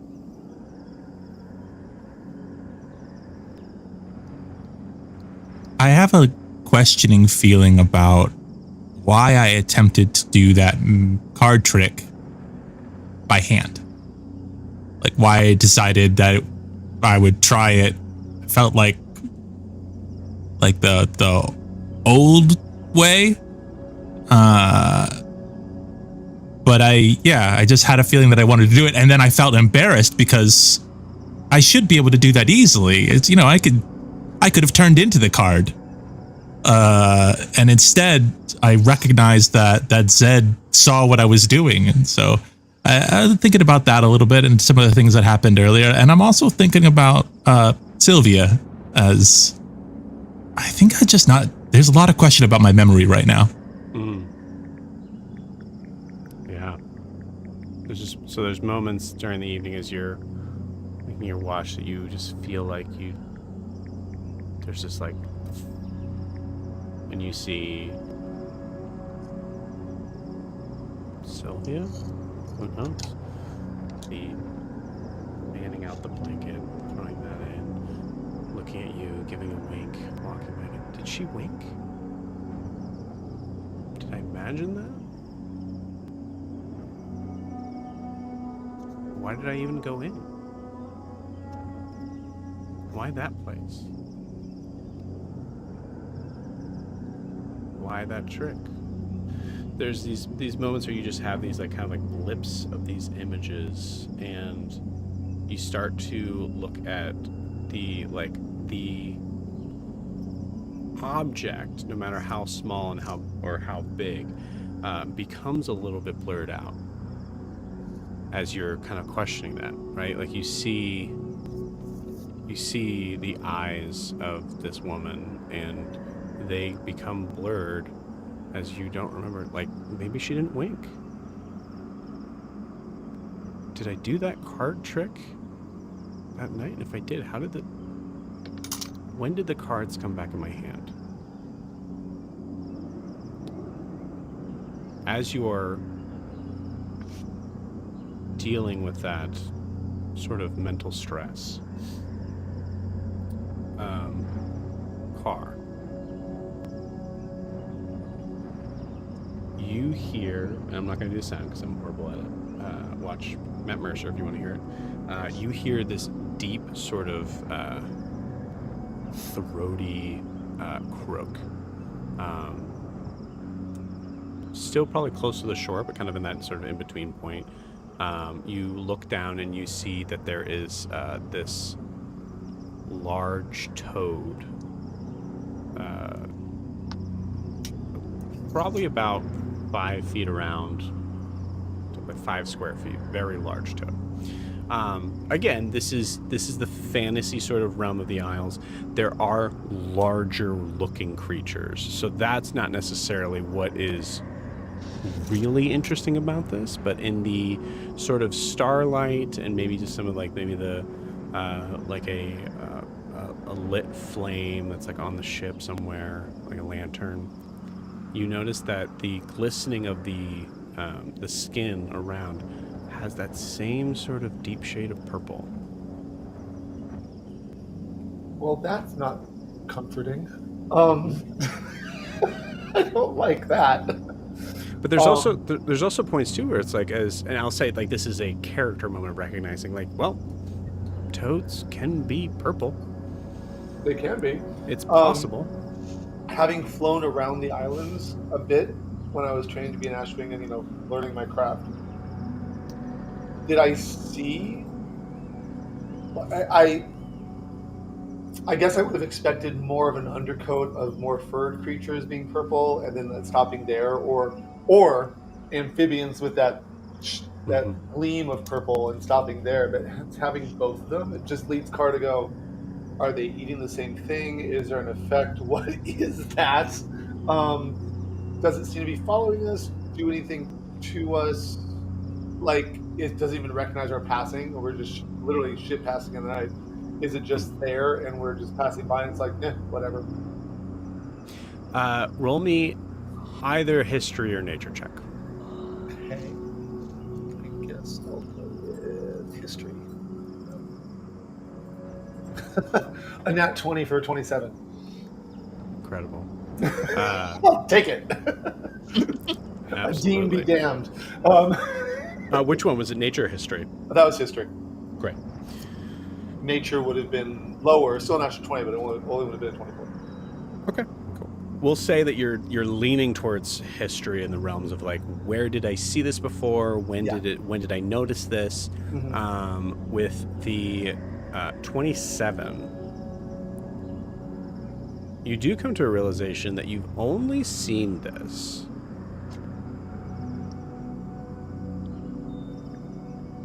on this island. Specifically, the southern part of the island, right where you are. I'll say with the 27, you remember that you saw a creature that, like kind of borrowing from that same sort of like leopard, the idea like maybe it's just affecting just the mammals like thing. You also saw oh crap, I want to make sure, a gibbon like creature, like that kind of like monkey sort of like that had that same sort of thing, but you noticed that it wasn't like an undercoat, so to speak. It was actually kind of just around like where that white part of the fur would be. It had that purple sort of look to it. Okay. But I've seen that for a while. I mean, like, I've known that this to be the case around the Southern Isle. I would say this, let's say that this happened maybe 2 or 3 years ago was when you saw this. So it's been a time for sure. And you weren't sure if you saw another one, we'll say, but you thought you might have. Okay. But I have seen in the past. Is this toad doing anything?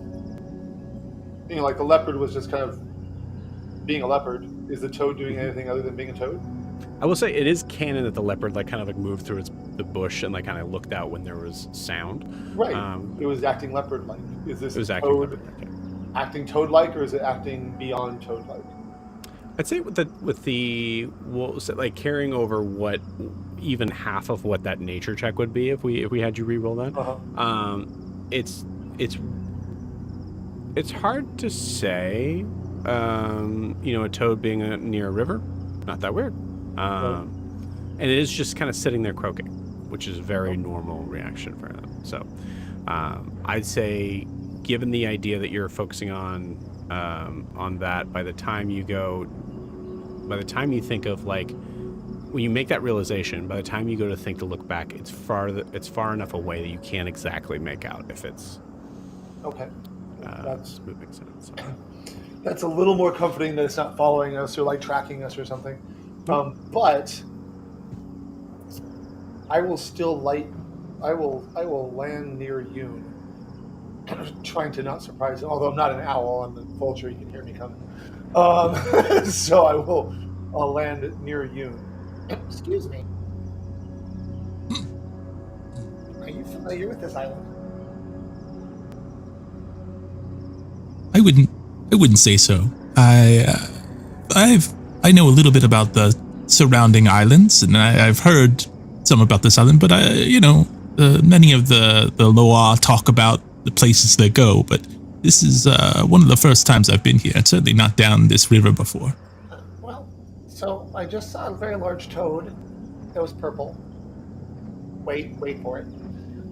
Earlier, because I guess I was still going, nice, great toad.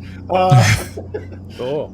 Earlier, I like trains, there was a leopard that had like a purple undercoat that was interesting, and I remember upon seeing the toad that a year or two back when I was flying over the island, I found there was a gibbon that had purple in its jowls. And is there something about this part of the island that they feed on? And what would a toad and a leopard and a gibbon all eat? It strikes me. It's clearly something that happens, but it's unusual. At least to me, I don't understand it. And since we're keeping watch, and purple things are following us, it seems. It could be nothing. You know anything? No, I mean, I do feel that, especially some kind of purple jungle cat. Although the jungles here have various plants, so suppose they could have different camouflage. Above board, do I know anything enough about this island or anything about it that I would know about wildlife here or something?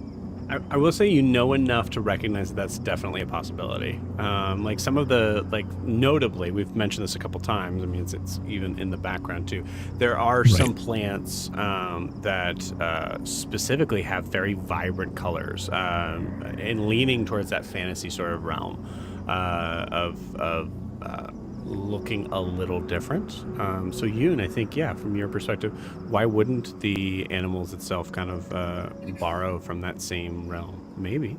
Is there a purple plant that is, I've only seen this in the south part of this island. Is there something specific to here?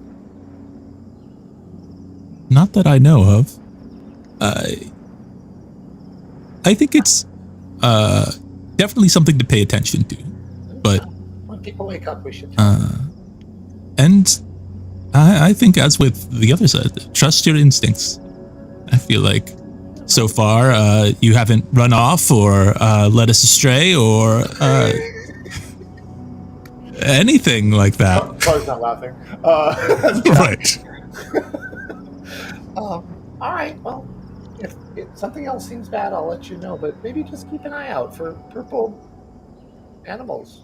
He looks confused even saying that and goes back up to the roost. Love it. And as he lands, he starts looking at his wings. Right. Like, is there did I eat something from this part of the island? Am I turning purple?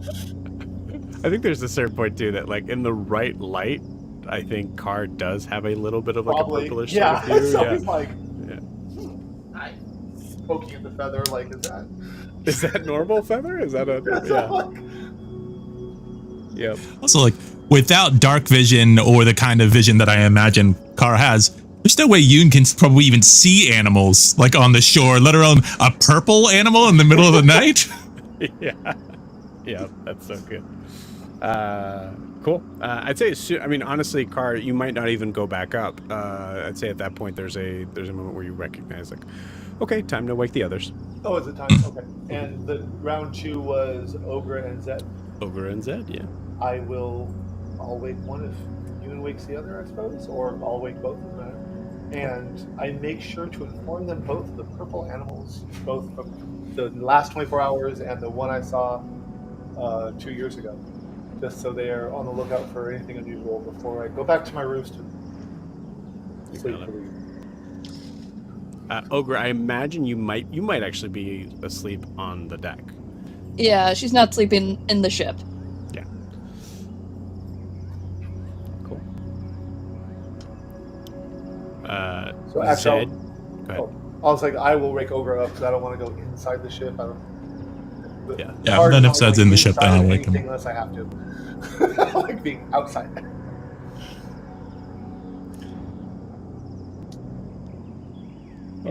Okay, so you two come up, and you start your watch. You'll say the start. Go ahead and roll your perception checks.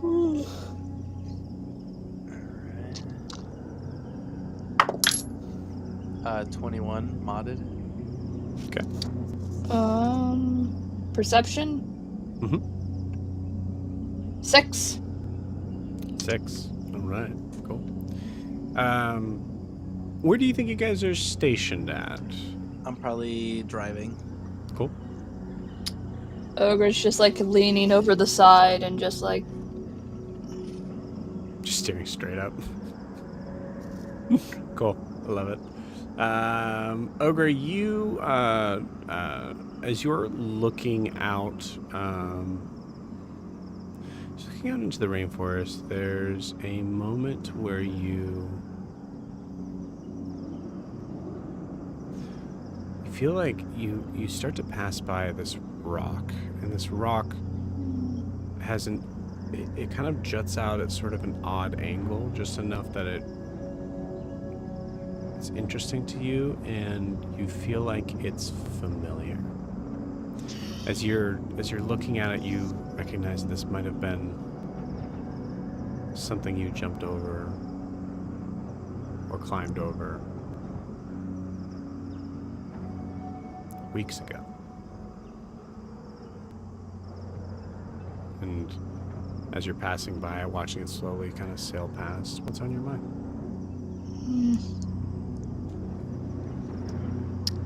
she feels like she's a little over her head with talk of the dead rising. We have to find all this stuff. It's very overwhelming. She just learned about economy. Mm-hmm.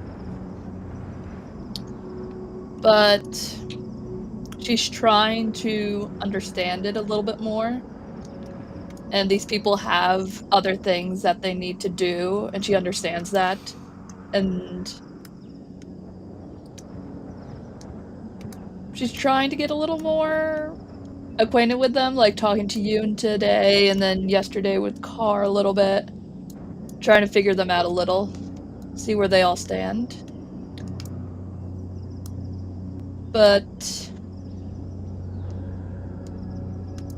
literally and figuratively, it seems like everything's just going around in circles. Yeah. Makes sense. Zed, you're at the helm of the ship.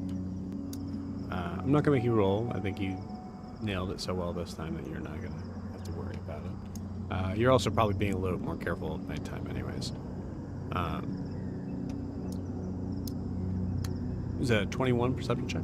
Yeah. A 21, you hear the occasional kind of caw of a passing bird. You hear the wind pick up behind you, and there's a welcoming sort of push as you're moving along a little faster. You hear the wildlife all around you. But with that wind especially too, you can feel I think for Zed, you can literally kind of feel the current moving underneath your feet. What's on Zed's mind?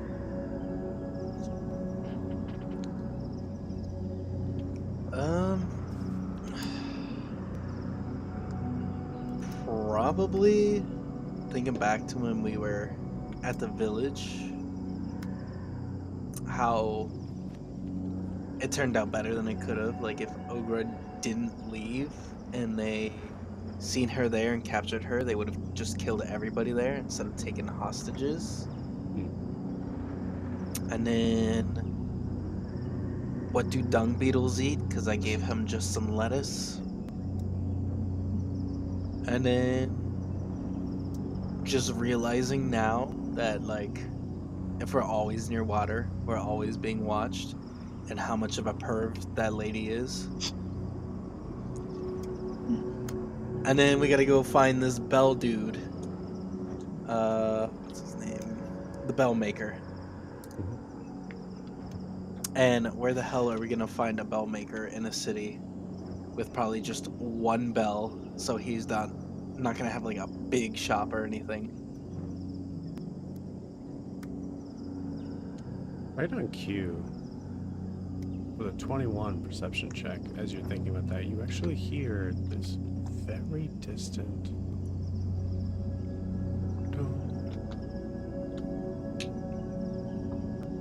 just a single one.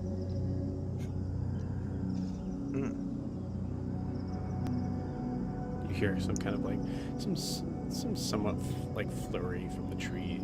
So it's very far off, but gives you kind of like a welcoming sort of note of like, there's a bell. Civilization, yeah. So if this dude has only one bell that he has to work on and fix and replace, he's not gonna have that big of a shop. Yep, that's what he does. Does like weird handbells. Works on one bell. What a weirdo. That's amazing. I love that so much. Cool. Any conversation between Ogre and Zed? I want to say, while Ogra's watching Zed feed the dung beetle, can she do an insight check on the dung beetle? Sure. An insight check? You can do an animal handling check. Yeah. And she's just gonna like look over and cast like animal speak and like, cool. Why are you like hanging out with him? You could have just walked away last night. What are you casting? Speak with animals? I don't know if it works on insects. Okay, so you have that, right? 'Cause I think we were... Yeah, I prepared it cool, after the long rest. Love it. Sweet. What do you ask it? Why didn't you walk away last night? Why are you with him?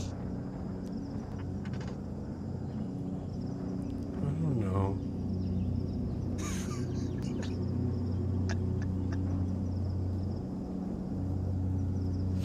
Also, Ogre, you've probably cast Speak with Animals before.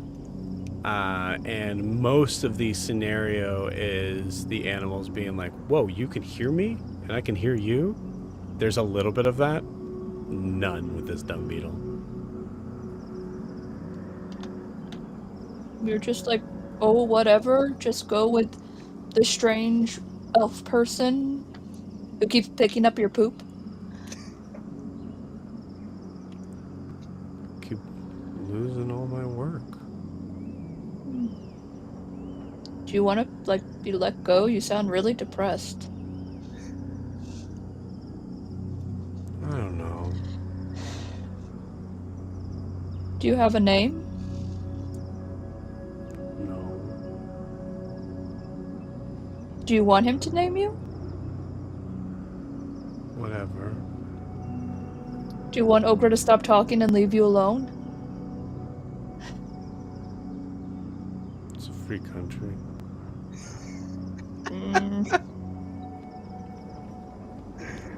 No, I don't want you guys to analyze that. Don't analyze that. Don't analyze that.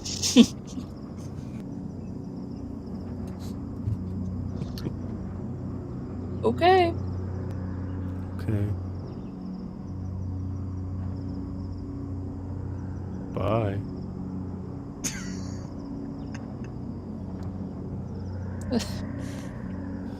Wow. Zed, are you happy with your pet dung beetle there? Are You mean leaving? our mascot here? What is its name again? You gave it a name? You know what? We're calling him Jeeves. Jeeves the dung beetle. Mm-hmm. I wouldn't get too attached.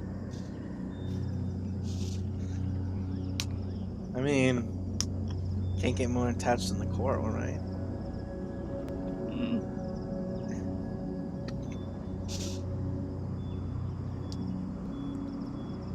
Are you leaving? You said bye.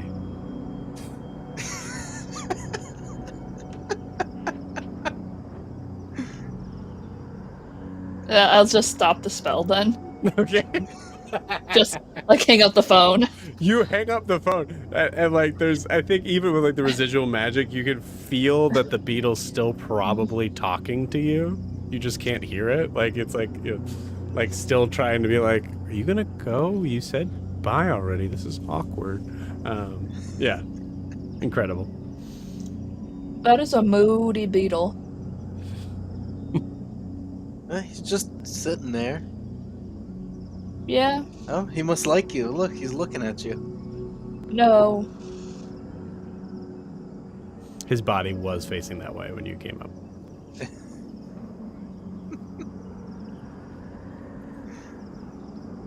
Alright, do we see anything strange that's purple? You do not see anything strange as purple. Alright.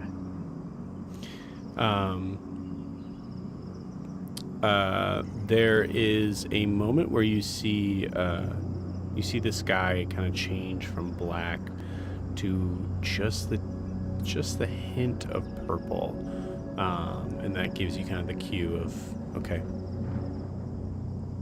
second watch is up. We're not going to talk about there's just a guy on the river that turned purple? Wait, there's a guy in the river? Ogre doesn't know. She wasn't paying attention that well. Oh. Ogre rolled a sky 6. turned purple, but... Above board card did tell you both. Oh, I thought you meant like just now. It is fully up in character of whether or not you listen or not. I thought you meant like just now. We like off in the distance. Someone just did it.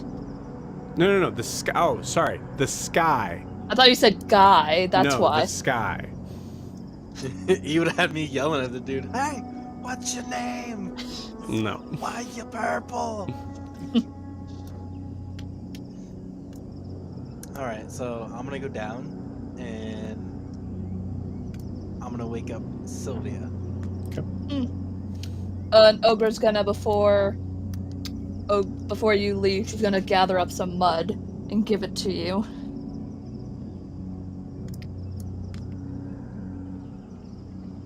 Give it to Wait. Zed. Yeah, Zed? she's giving it to Zed. Mm-hmm. You said okay. the witch can only look if you're on water, so if this is under you, you're not technically on the water.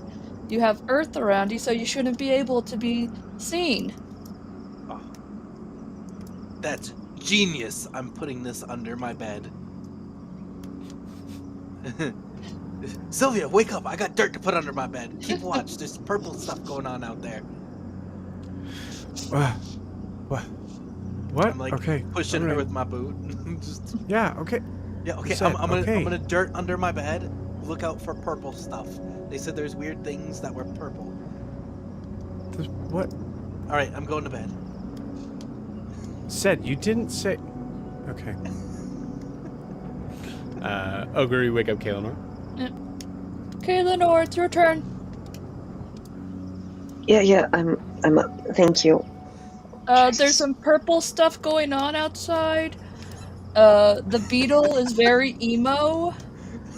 And if you need dirt so witches won't spy on you, you can take some from Ogre's dirt pile. Okay, thank you. Wait, okay, I'm gonna go look up. Okay. I mean, And this heads is what upstairs. happens when you leave both of us on a watch together. I feel like there's like the equivalent of like a coffee and a cigarette that like Sylvia's just up on deck, just like she doesn't have a cigarette, but as you come up, Kaelinor, do you understand what there was purple stuff? Do you know? I heard Zed just said purple stuff, and then I need to go put this dirt under my bed.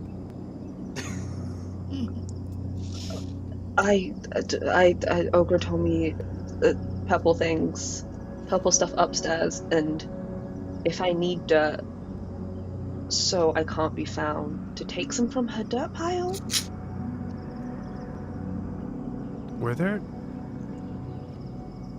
any, like, did you guys pass by some, like, mushroom spores or something on the way back, or? Not on the way back, no, just... Okay. Who knows what they saw? Just, I guess, keep an eye out for purple stuff. I don't know, I gave a quick scan, I didn't see any purple stuff. Where do I, what is it in the air? Is it in the water? I don't... Anything that looks remotely purple, maybe? That... I don't know. Do you think they swallowed some ooze or something?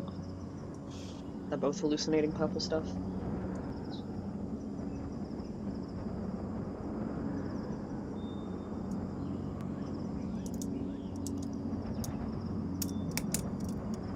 Unless...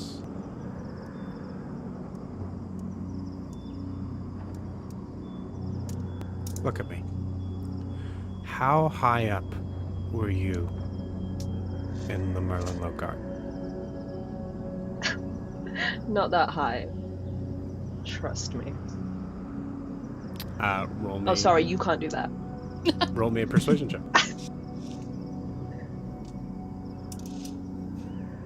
Ooh, that's a nat 1 for a 6. Incredible. Okay,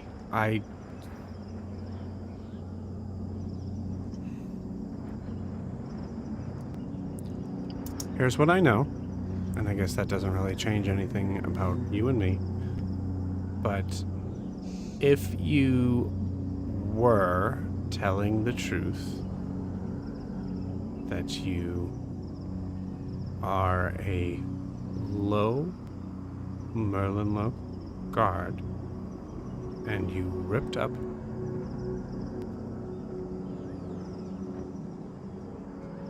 they're gonna kill you.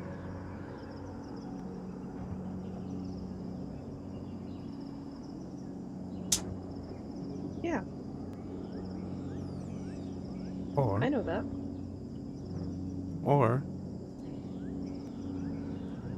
you were given specific instructions to do so that we would trust you. Do you think I have a second scroll lying around? Do you really think the Order would let someone rip up a scroll? Let's just address that real quick.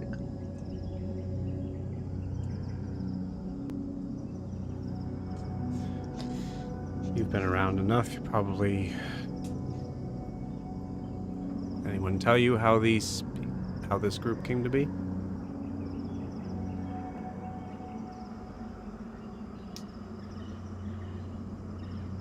I think Kay's trying to think back. I don't think they have. That's not great. Yeah, no, none of you have. Well, first off, Yes, okay, fine.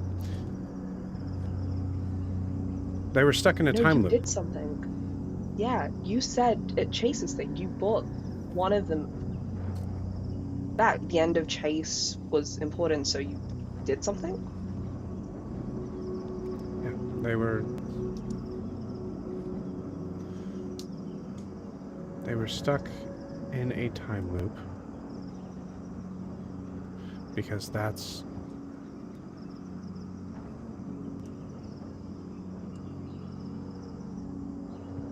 I'm not going to go into me at all, just to make that clear. I'm just telling you that they're important enough that that's why I would question your motives.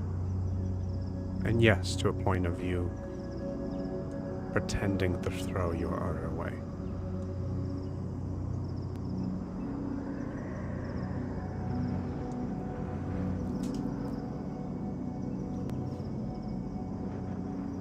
I am glad that you think that I am a good enough actor, or that I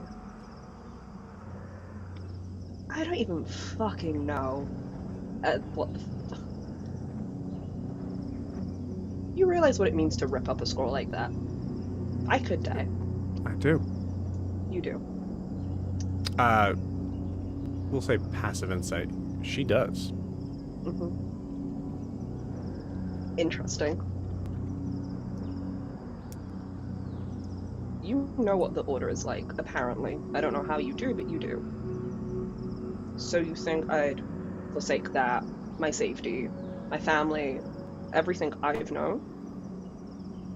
For this crew? Who I don't know well. I don't know what more you want me to prove to you. So you're saying you are on their side? No, I'm not saying that. Because you're right. That is a insane thing to think, that someone would sacrifice and endanger their own family to follow what you know to be just an interesting group.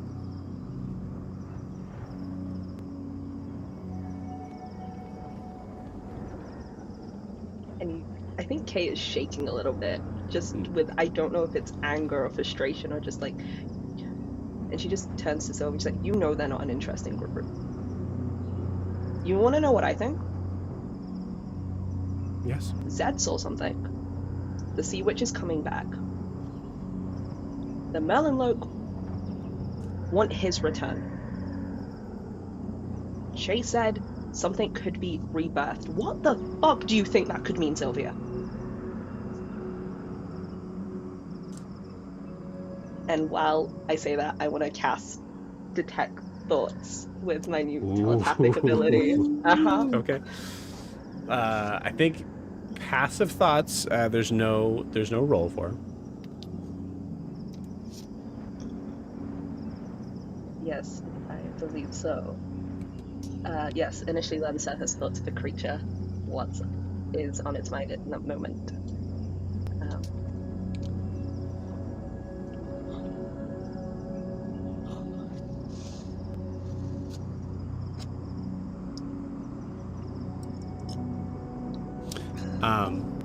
So, passive thoughts. You hear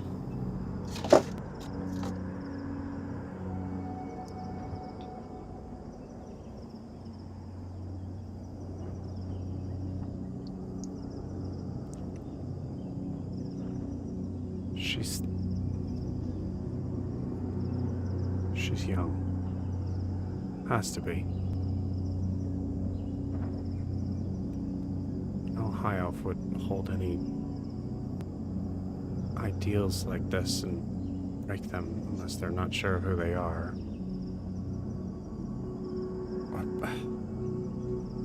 Or she's just really good at lying.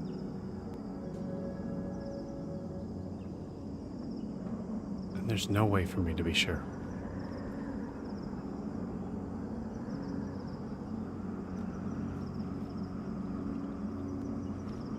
She says out loud.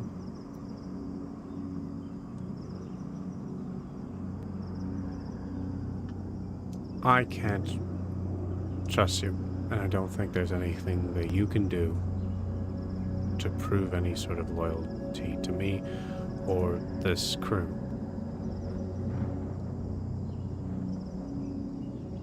So I guess I'm just telling you that if you are telling the truth,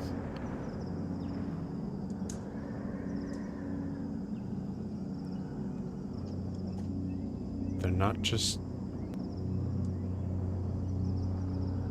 It's not just you that's going to be affected by that.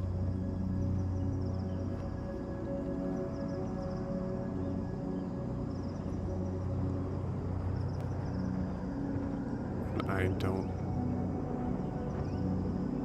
If you don't know that, you should.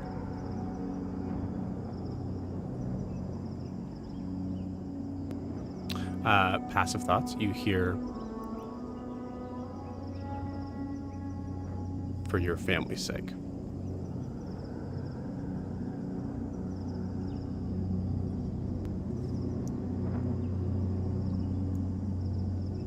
You stupid, stupid, stupid girl. I think Kay looks her dead in the eye and just goes,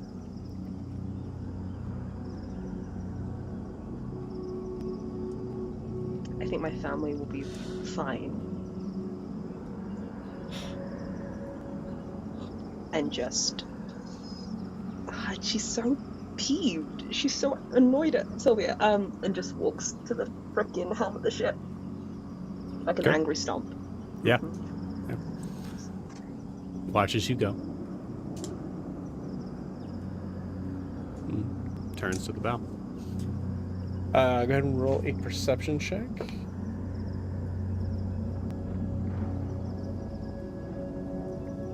That's a 17.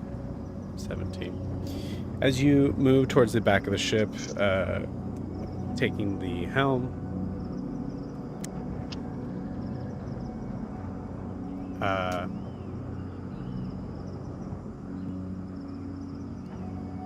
you hear the sound of a distant bell. Boom.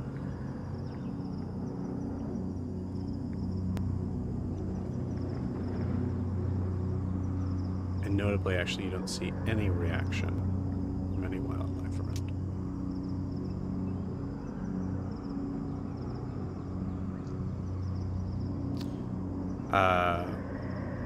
The wildlife that you do see look to be... what do you see? I'm going to say that you notice there is a... you hear this, like, deep sort of... like, kind of like guttural sort of grunt. And you... look in that direction, you see that, like, kind of like moving through the grass is this reptilian-looking creature that has a kind of like resembles this, like, sort of Komodo dragon-looking thing, but has a really, like, kind of a weirdly, like, circular-looking body, like almost like has like a Komodo dragon that got smushed, like almost like a perfectly flat circle.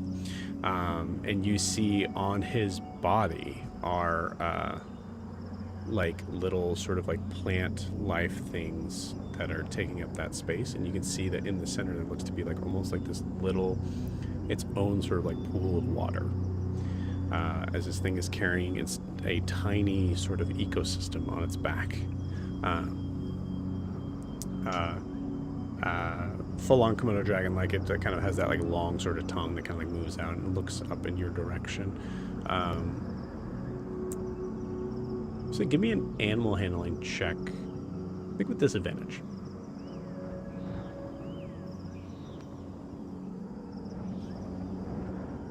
A 16. Nice.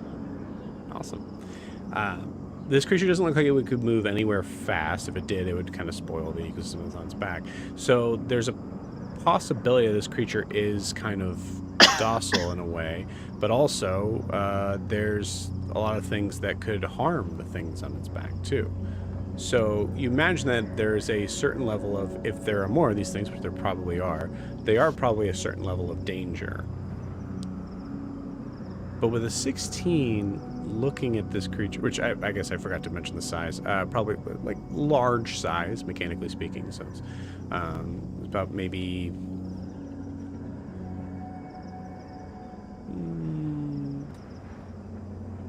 7 feet wide, and about, I think, maybe 10 feet long, from nose to tail. You look at it as it's kind of like looking at you, and it seems to be extremely docile. With a 16, it seems to be more docile than you imagine it's supposed to be. Than it would naturally be.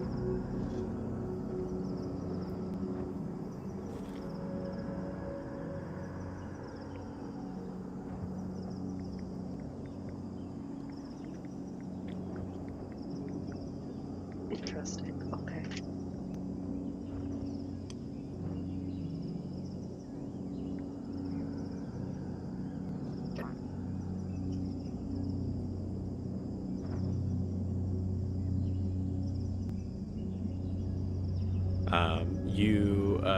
You did, like, passively as you were looking around, you did see Sylvia kind of like looking out and doing a watch towards the bow. Didn't seem to notice anything to let you know. There's a certain point where you think about that and you think of possibly maybe speaking up about it. Maybe you tell me. I think she goes to kind of like mention it. You look in her direction. She's staring right at you. And then points at the Komodo dragon if it's...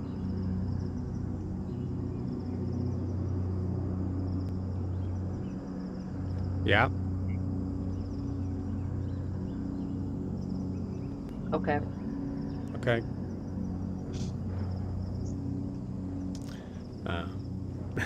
Morning comes as you all awaken from your sleep. Is there anything else, Kaelinor, you want to do before we do that?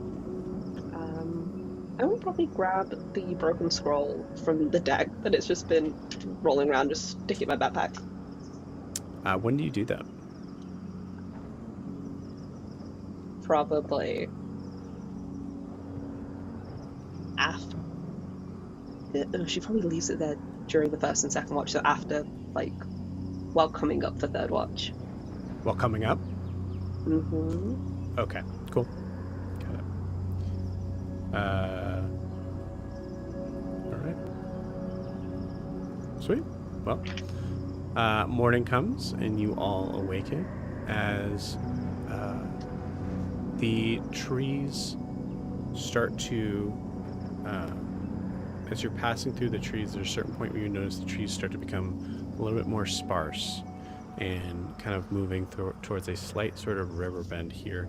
You see the beautiful, illustrious, colorful town of Sway before you. And with that, we're going to take our 10-minute break. We'll see you guys in 10.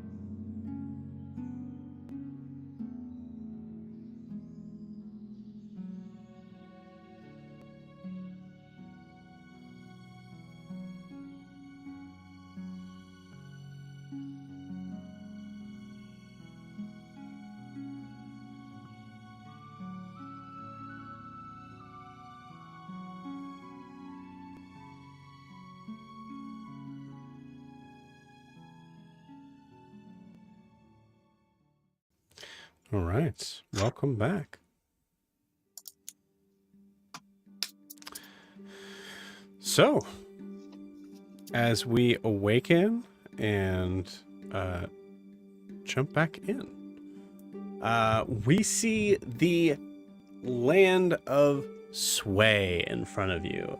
A town that is made up of a lot of different sort of colorful looking creatures.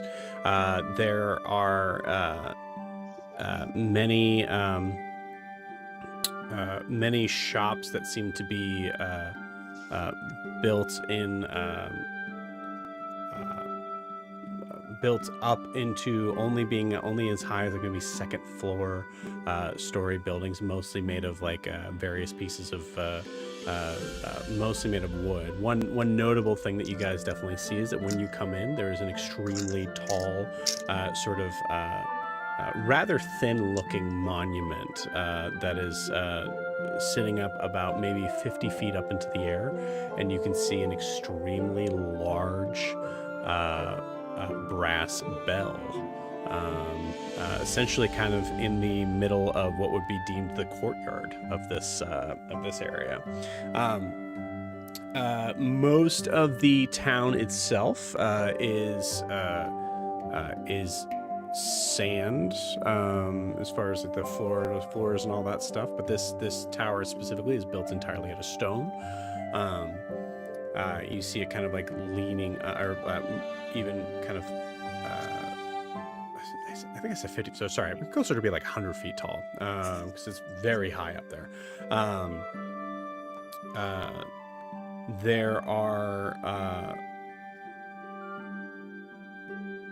There are creatures that seem to be, well, humanoid figures, we'll say, that are walking, that are all walking around in seemingly relatively good mood for the most part.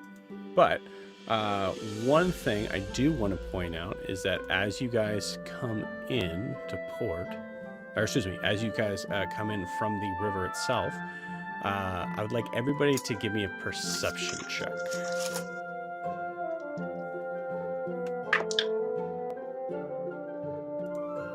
18. I got 10. 4. 14. 10, 4, 14. Good. Who got the 18? Is that Carr? Yes. Perfect. Amazing. That makes sense. So for pretty much everybody, except for maybe Yoon, you notice some colorful sort of characters. So I think there's a part of you that is somewhat distracted. You catch it a second after Carr catches it. But Zed, what did you get? Zed? I got 10. Sorry about that. 10. Okay. Yeah. Cool. Yeah, with a 10, there's a moment where you're just kind of distracted, being like kind of taking the helm at this point and looking around. Carr, you recognize that Zed is going to crash into a stone bridge. I make noise quickly. Ah! Bridge! Bridge! Zed, you turn the wheel left, right. The bridge is going across the whole boat. What do you do? We all just got the... I fly over bridge. Sorry. The bridge goes across the whole river. There's, I mean, you could try to kind of pull it to the side, but I would say also there's a certain point you're going to be like, gotta drop anchor here. Yeah, probably immediately drop anchor. You got it. You hit that lever, and it... Hit the brakes! Brakes!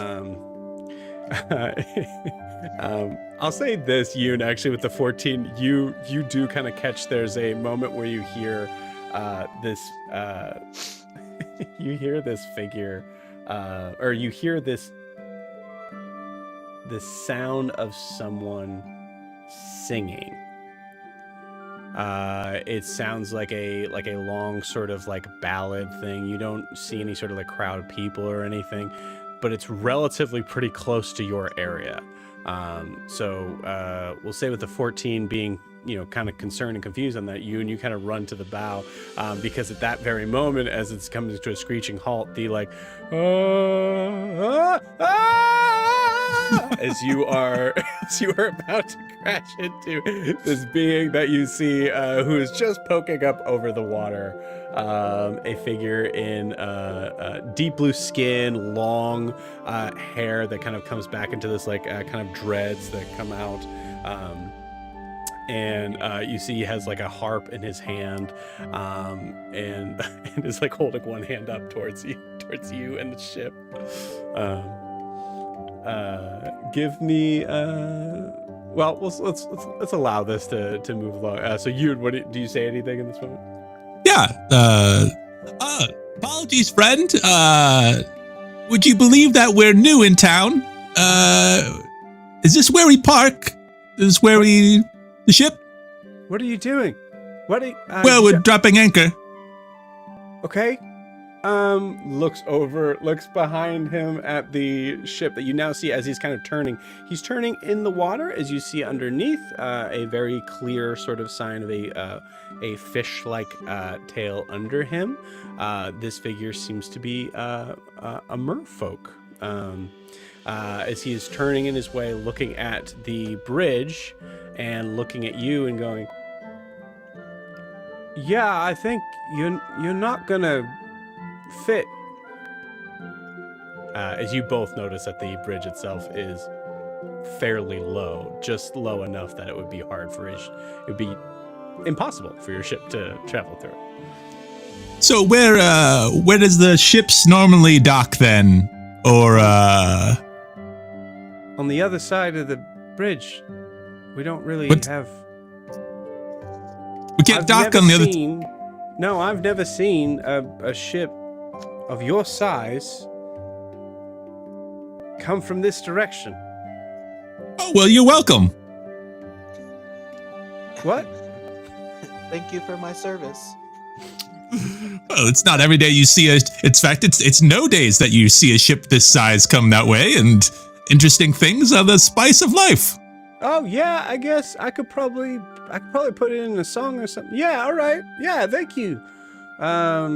Anyways, well, I'd come up and shake your hand, but I'm Urian. Oh, I am Yoon Aurelian of the Aurelian family, and this is. Wait. Yoon, ask him where the toy store is. Does the ship have a name? I think to dock you have to have a name. Hold on. I got this. Does Zed not remember the name of his own ship? It's the Reckless. The Reckless. So that's R-E. Starts with an R.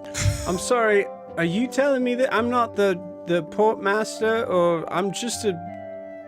Are we right next to the bridge too? Like right? you like. Ogre's just gonna throw the anchor out and try to climb onto the bridge. The anchor's down.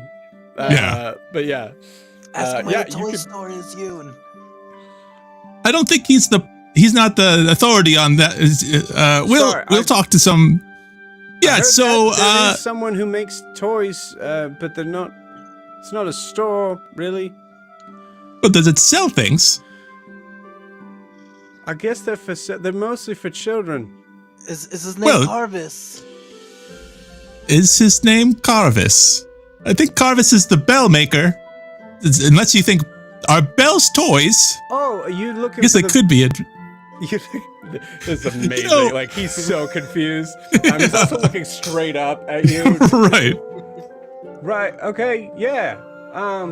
This would probably be easier if you came closer to me at your ship, but we can just leave it here. Just remember where we parked it. Okay. So you're gonna turn and go back? It's you lot.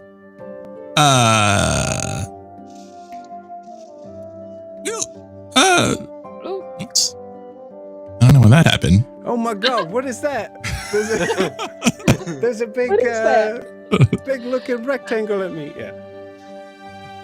Yeah. I'll fix that. And in the meantime, I suppose we could. Do we have like a rowboat to go to shore, or? before we just sort of... That's a good question to answer. But I will say, as we're thinking about that,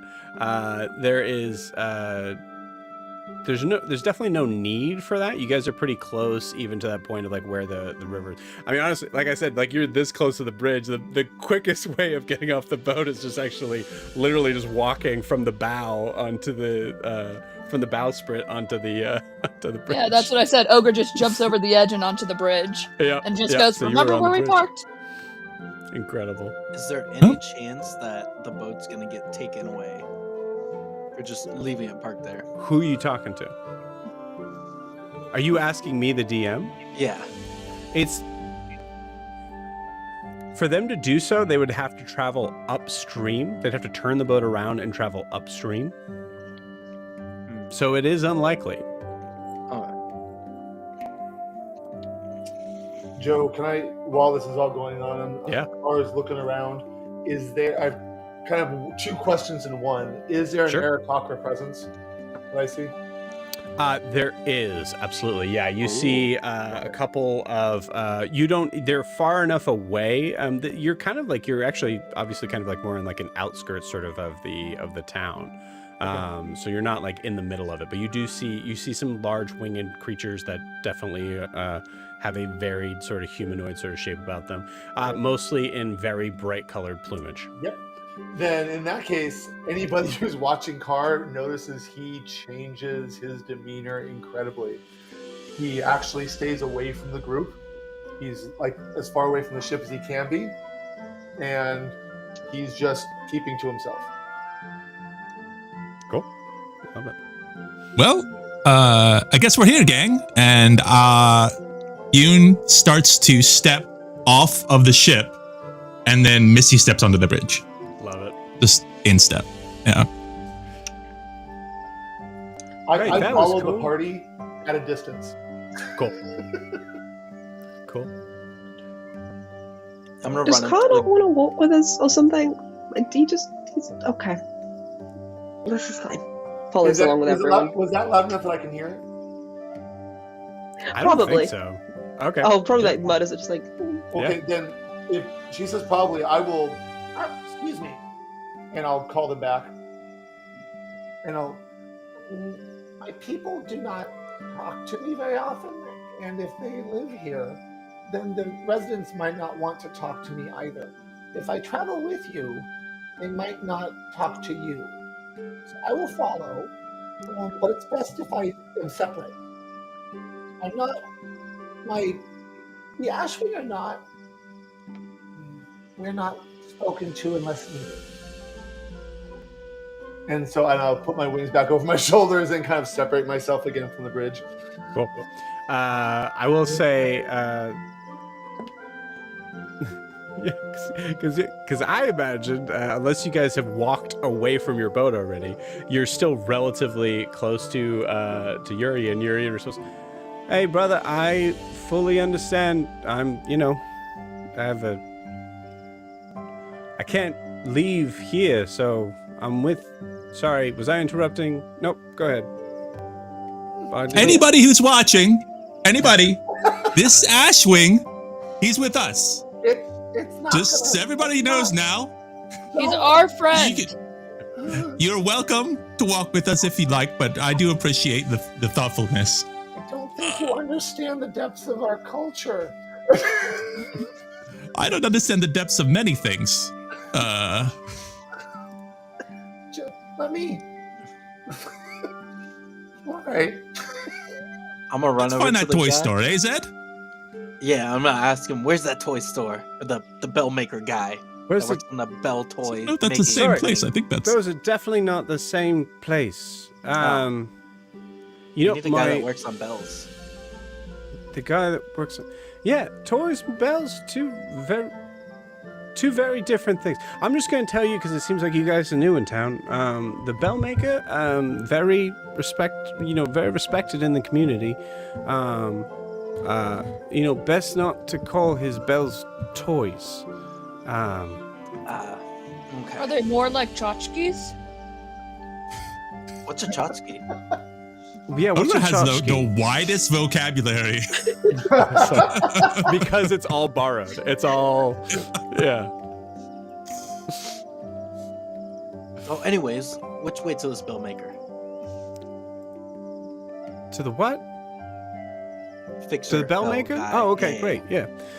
Well, I can point, but unfortunately, as you can see, I can't really guide you. My sister's coming. She's got legs. She figured it out. She's gonna be here pretty soon. Okay. So you can wait, or you Hey, can he's like- ask literally anybody else in town, because they're Well- all got feet. Well, why do they have you as the guide to the town if you can't? Oh, I'm definitely not the guy. Like I said, like this isn't the normal place that people really come in with a ship. I was just actually working, like practicing for so let me try and start again. My name's Yurian. I am an entertainer, as well as I will occasionally. I have a small shop, kind of close to the water, obviously, and I sell a lot of like shiny things that a lot of people like little. I sell tchotchkes, I think. Oh, he's hey Yoon. He's kind of like us. I had a shop full of shiny things, and like he's like an entertainer like you. Show him a card trick.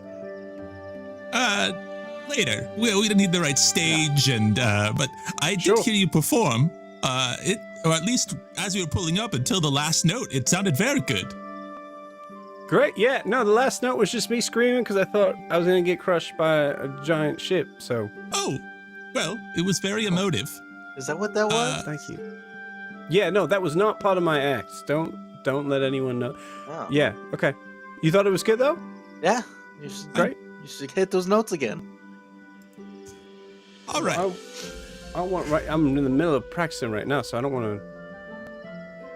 Yeah, maybe later. Right, if you want to see that, you gotta pay for it, because that's what Oh, my sister said. I Oh. gotta make sure that people pay. Ogre found out about this. He's gonna hold up a silver coin. Okay. Would Ogre pay you to watch the ship so no one gets on? Oh, no. Sorry, it's just not. I do two things. And I did already tell your friend I am not like a portmaster or anyone who is, No, thank you. Sorry. You're welcome. What? Okay. She said thank you, so you're welcome. Okay, great. You Yeah, I said- think that's very polite. You said your sister's coming, and she's got legs. She's, my sister.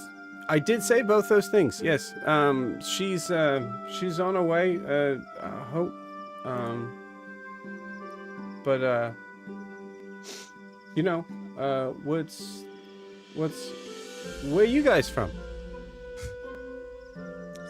I'm from an island. A bog. Okay, this is a weird. A different island. All right, just ambiguous settings. Okay. Great. All right. Well, Is it I'm weird? from the sea. Oh, I'm kind of from This is there. more of a river. Can't really remember. Well, I'm not. I wasn't born in this river. That would be crazy if I was.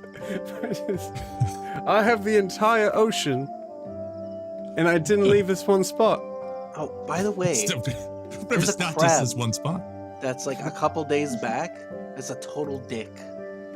So if you ever go there, stay away from him. Okay. Like. All right. Great. We're Yeah. gonna go into town now. All right. Maybe we'll see you at your shop. Yuri, was it? Urian. Yuri? Urian. Durian. A Urine? pleasure to meet you. No, you're okay. That's funny. I like that. That's you're funny. No, my name is Urian. With it, Oh. it is with a U. Hey, But Yoon, it's is this like a Urian. cousin of yours? Wow, that is. Yoon's just gonna start walking into town at that. And you guys walk away from Urian. Incredible. And Ogre's gonna say, yell, Sylvia, you're gonna watch the boat again. Okay. Actually, no, I'm not. You're coming with us? Yep. Oh no, She's nothing bad's gonna happen. Nothing bad happened last time. Everything was smooth sailing.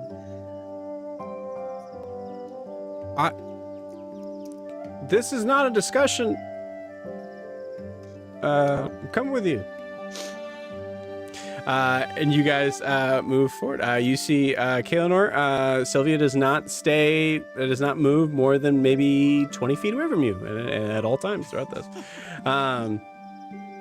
As you continue to like progress,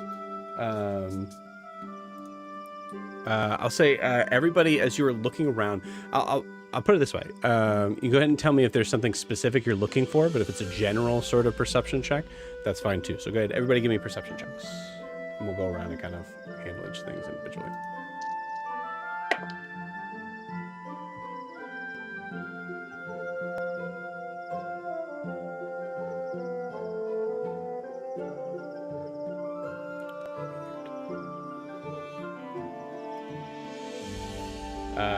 Okay. Yoon, what'd you get? I got a 4. 4, nice. Anything specific you're looking for? I'm looking to not go in an inn or bar. Yeah, I'm looking for an inn or bar. You're looking for an inner bar. Got it. Cool. Awesome. Yeah, with a 4, you do notice that a lot of the buildings look the same for the most part. Some of them have signs. So far, looking through, you haven't seen one that seems to even have a name that is reminiscent of a bar. Yeah.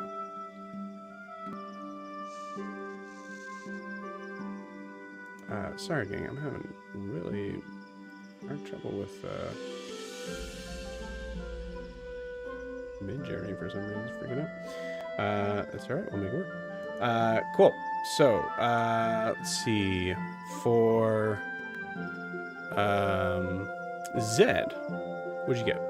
I got a nat 20 for 25. Okay, what are you looking for? Probably the bell guy, but also probably a blacksmith, or yeah, probably blacksmith. Blacksmith? Okay. Cool. As you are looking for the bell guy, I will say even nat 20 for what? For which of those two? Nat 20 for what total? Oh, 25. 25. Cool. You do not see anything that is reminiscent of like bells so far yet.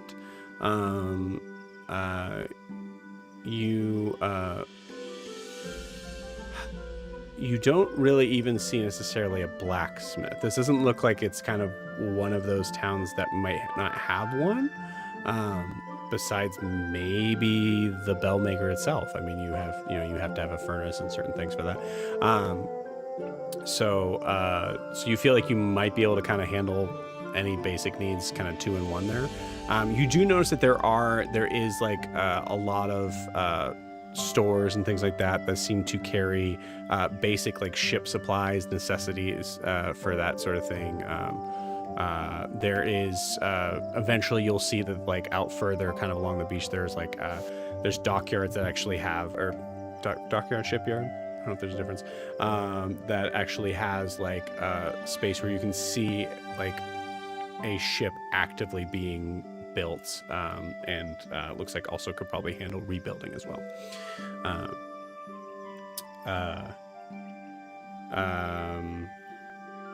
Yeah, cool. Any like weapon stores, or, like stores selling like weapons on the way? Like I said, it's not really that type of town. You know what I'm Gotcha. saying? Like if they don't have a blacksmith, they wouldn't, but I mean, there are like stores that would have like there are random sort of stores that may have something around that. So I'll say, you're keeping an eye out on that. Okay. Like Urian's store. Like Urian's store. Ogre, what did you get? I got a 10, and she wouldn't know what this is, but since we're in a big bustling city, is there any half-orcs there? She wouldn't know what a half-orc is, but would she see one with a 10? There's absolutely half-orcs here. You see, especially as you guys, we'll say for the sake of clarity here, you guys are kind of like walking. You walk past the bridge and like kind of come up from the outskirts closer towards the beach. So you do happen to kind of like walk. You're walking up to where that shipyard is going to be, and you notice that there's a lot of like larger green figures. Of humanoid figures that kind of match your appearance in a weird way. Above board, was there a good reason we took the river instead of just going around to the other side? Or was like, no, we didn't want to be followed or something? Because you weren't going to be, you were worried that not cool. getting Just followed. And she was also going to anything that's like very colorful, like paint store or something like that, very colorful, would catch her eye. Cool. Yeah, absolutely. Cool. Give me 1 second. I will catch up on that because you definitely see those. But seeing the half-orcs everywhere, she'll just go, wow, there's a lot more taller goblins than Granny said there would be. She said they're really rare. Are we going to handle this at some point? You're saying this to everybody? Yeah, just saying that out loud. Yeah. Yeah. Nope. Yeah, I love it. All right. That's fine with me. Cool. All right. 1 second. I'm sorry. I need to catch up on one thing here. Mm-hmm.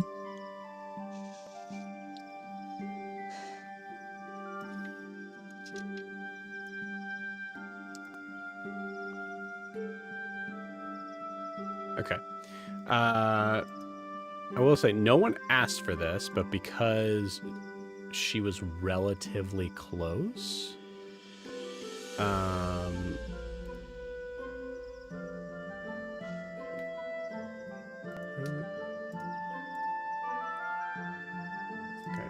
sorry. Because she was relatively close, you actually do see a woman walking opposite, like in your direction, that has blue hair, like kind of like a darker sort of gray skin.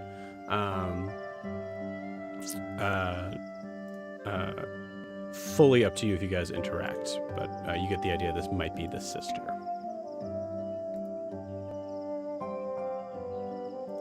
Oh yeah, I'm gonna interact right away.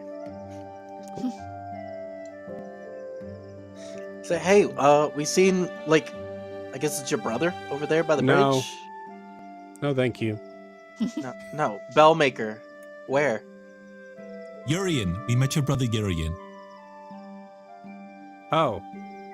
Okay. He told us you were coming to the bridge to help us. No, because We he just can't move. He's a fish. She's coming to Docked get at him. the bridge.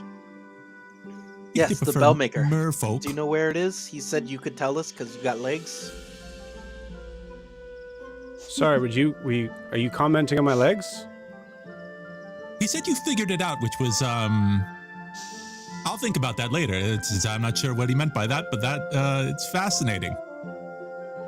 You figured legs out? It's not important. Clearly, This is the strangest conversation I've had on a beach. You're welcome. What? Take a point of inspiration for that. You full broke me there. That was good. Incredible. All right. What? You looking for the bell maker? Yeah. Great. Okay. Awesome. That way. All right, I'm just gonna turn and start going that way. Is it the right or the left as I'm walking away? Just keep going. Okay. Okay. Thank you, and you do have nice legs. You know, thank you. That's all right. I'll take it. Tell Thank your you. brother we said hi, legs. Did you say I had high legs? Is that what you just said to me? You see her turning and now starting to kind of walk in your direction. Oh, you're gonna come with us to show What us? did you That's so say? nice What of did you say? Gets right in your face. At this point, you recognize that she's how tall is Zed? He's like 5'8". Yeah. So she's like 5'10", so she's not, she's tall for a woman, but she's moving towards you and she gets right in your face and says, say it again. Say it again. I said, tell your brother we said hi. Yeah, I bet that's what you said. Swimming alongshore on the side. Clem! Oh, Clem! No, it's okay. They're just a little weird. It's okay. Clams? It's Clem. Clem. Sorry that took so long, gang, but yes, this is Clem. Yeah, it's Clem. What? Is she able to show us where the bell maker is? Like, you just pointed this direction, but is she able to take us to the bell maker? Are you talking to her or me? To legs. You talk? Okay, start again. What were you asking me? Okay, is Clem able to take us to the bell maker? Because you I just don't know. pointed in the direction. Hey, Clem! She's right there. She's right in front of you. She's in your face. Oh. Can you take us to the bell maker? Please. What? I am so sorry about him. She's gonna go to the Thank brother? you. This He'll is never learn if he doesn't try. It's like watching a shipwreck. Okay, Zed, go ahead. We already went through a shipwreck. I went through two. I believe it. Dozens, if you go the counting and all the treasure I found and everything. Anyways, are you able to show us? Show you to the bell maker. Yeah. Sure. 5 silver. Okay. Okay. And just hands you, and is about to like hand her a whole bag of Yep, a whole love bag it. of money. Love it. Whoa. Okay. Nope, I just... Fine. No, just keep your money. I'll. What? Yuri, and I'm gonna take them to the bell maker, I guess. I can't believe that worked. I am so shocked. You're just gonna see Economics. Ogre and I just fist bump to the Economics. side. You see Clem kind of starts to walk with you guys up. It's a slightly long journey, especially kind of coming around and coming up to the other side. One thing that you do notice, and we'll continue on the perception checks as we go along here in a minute, but one thing you do notice as Clem is doing that is that you notice that I think everybody except for Zed, because Zed is fully socially unaware, and maybe Ogre. Clem is. I think there's a certain point where you guys think there's a possibility that you guys are the odd ones out, and maybe they're like making way for you. But no, everybody's making way for Clem. Clem seems to be not in a like important sort of way, as much as a like intimidating sort of way. She is literally parting people as she is walking through, and she doesn't seem to say anything to them. They just move. Is there like All right. a wide variety of people here in general? There's no Extremely. specific like, oh, it seems like these are the kind of people who live here and something else, or okay, Yeah, just wide there's variety. truly. Yeah. Yeah, there's truly. It doesn't seem like there's. It's a good question. It truly doesn't seem like there's any natives here. Oh, okay. Cool. As far as you can tell. One interesting figure that you see walk by that you and I think definitely like catches your eye, because I don't think you've even seen a creature like this. You see a figure. Did I see? Yep, I did. you see a figure walking by that is in alarming for a second, but blue and blue clothes with small gold-plated armor. But that's not what draws you to them. What draws you to them is that they have a giant head that seems to have tentacles that seem to be kind of coming out of it, and the head itself is white going into a pinkish hue on the back. This creature resembles, and I'll kind of show you guys here, resembles an axolotl. Aww. You see them walk by, and they just kind of give a nod to Clem. They do get out of Clem's way, but they kind of nod and move along. Okay, so as you guys are walking, Ogre, you do feel like Clem clearly kind of knows her way about town in some capacity. If you want to ask her,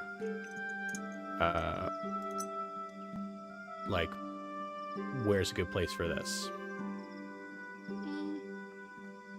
You said you would do it for 3 silver, but would you tell Ogra where she could get some paints and she will druid craft a flower and it will be a blue scarlet bee bomb and it will look like this? That's it. Oh, nice. Very cool. Oh, you want paint store? Okay. Well, Silver Serpent really doesn't sell paint.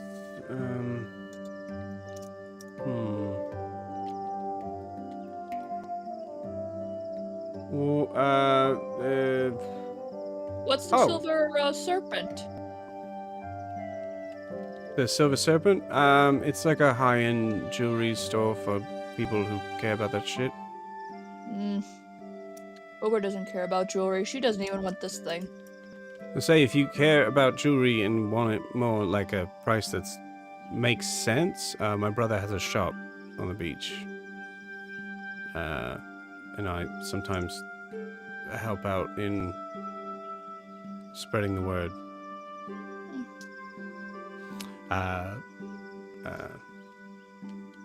But yeah, okay.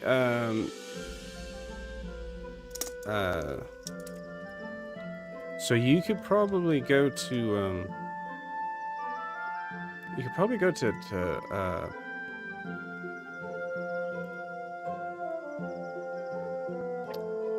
Marivex. It's kind of like a general store, but I think they do more of a paint thing. Well, thank you. Here's the flower. And you shouldn't get upset when people make fun of you for being tall. Ogra understands that, because she's tall. Okay. They're just jealous. That's all. They are, aren't they? They're just jealous. Mm-hmm. Thank you. She puts it in her hair. Thank you. That's very sweet. All right. Well, so I think, for something, I guess I can just kind of go over what is here too for all of you. So there is Rook's over here, which is a bar owned by Rook. There is there's the Bazaar of Wonders over here, and it points to like a.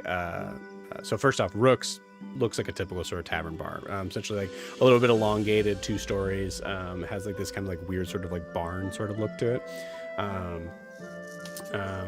You can go to the Bazaar of Wonders. It gives like a long pause at that. Yeah, I know. But it's a marketplace where like all the vendors that kind of come in and out.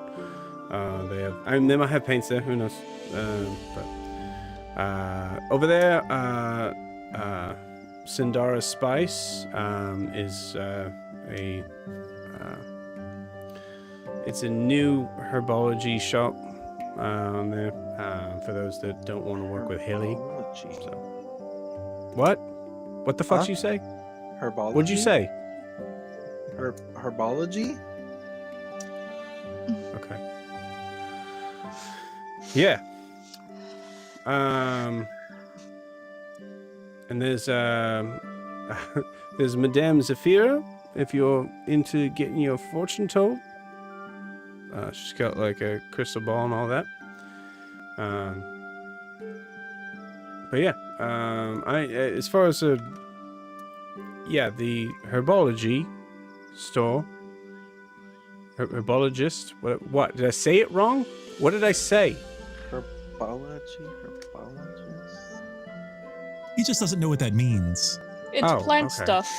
Plant stuff. Oh, Bunch of plant vocabulary. store. Yeah, like a plant. If you're not, because so there's Hilly, who is like kind of like no one runs anything around here, but if there was someone that was running something, it'd be Hilly to talk to. She's kind of like she handles a lot of like, she's like the medicine woman person around here. But Sindara wanted to open up a shop and whatever. So there's that. Is there a place I can get weapons? For what? Here? Fighting? No. Yeah. Not really. Oh. I mean, I guess you could talk to the bellmaker, but I mean, he's usually where- pretty busy making where's he? not weapons. We're going there. Why is he so busy if there's only one bell? Is there one bell? Are there a bunch of bells here? Do you know? You don't? Okay. All right. Well, best to let him explain it to you. He loves talking about it. But anyways, stop talking to me. Okay. Let's see. I think that's about it for the most part right now. We're kind of in the middle of it now. And then, so the bell maker, and then points in the direction where you see this place that kind of like sticks out in a bad way. With all the shops and things like that, they still have that kind of like sort of island theme where there's a lot of like driftwood and those sort of things. This place, you can actually tell there's like a sort of there's like a small like walkway and like area leading up to it that is just straight smooth stone, like a white stone from it. And then you see there's like it is a brick building that is about maybe 6 stories high. Very white, like kind of like blinding to look at, and you can see that there is a like a large bell over the first sort of like tier of the roof there. So is she a sea elf as well, or is She's she a just merfolk. a merfolk? Yep. Okay. But it Probably would make sense for you to assume that she's a sea elf. All right. So I'm gonna just straight up ask you guys: are you a sea elf? I thought I said for you to Ed, stop. you can't talking to ask me. people if they're sea elves. Well, I'm a sea elf. I haven't seen another one, so I figured I'd ask and see if I know. No, I don't even know not- where I'm from. See, I thought he was a sea goblin this whole time. No. Yeah, I've gotten Oh, we that a had couple of that- times. I thought you were a goblin, but just red. Yeah, I could see that. It's complicated. No, I'm a merfolk that can walk. Oh, Some of us can walk. okay. I mean, I just figured because of the skin, the hair, the ears, and all that. I haven't seen another one of my kind, so. And Kalinor over there, Kalinor, she's like, I guess a human? Maybe? I don't know what she is. It's weird. Are you telling me this? Maybe? Okay. Car's I a don't care. pterodactyl. I don't need to hear. What the fuck? Who? Oh, Have that I told thing? you about the soul of wit before? Oh, you should have seen him in battle. He was a pterodactyl. Wait, that's an ashwing. Bless you. No, that's Car. You see, so without doing physical damage, because I don't want to do that in this setting, You guys get a feeling very quickly that Clem is a barbarian. As you see fists clench, and you feel like actually the sand like around her starts to kind of like whip around her feet a little bit. She goes, okay. Clem, I like you. You're cool. Zed, let's I'll all get you play a the drink. game. Have you ever played the game where you see who can not say something the longest? Oh, I always lose at those. I don't like that game. Anyways, Clem, I'll get you a drink later for helping us. Or two. I never want to see you again. Understandable. I mean, we are leaving soon, so... Okay, great. Well, can't wait. For the rest of you, especially you, points to Ogre, you can find me at Rook's.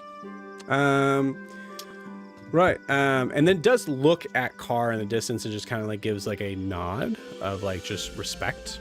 And just kind of, all right, you know where to go from here, right? All right. My good deed is done for the day. Goodbye. All right, thank you. Bye, thank you. Pleasure. You're welcome. And you walk off. It's brevity, Zed. Brevity is the soul of wit. What, bread? Oh, do we have bread? Oh, that We kind of don't sounds have good with bread. some cheese. Yeah, we didn't have We breakfast. can get that at Rook's. What's Rook's? The bar we passed. Okay, let's see the bell maker first. We passed the bar? Yeah, let's Yeah, go to let's- the bell maker. Cool. And then maybe the bazaar. Like herding sheep. Like herding sheep. Like, we are supposed to be just in deep conversation with, what's his name? Terrace. his Talia. ancestor. Talia. Yeah, Talia. What's her Yeah. name? Yeah. They're probably Yeah. just like The whole in the time. back of It's just- everything. So some of these pictures, I apologize, I do not have yet, but you guys will get the kind of vibe from it.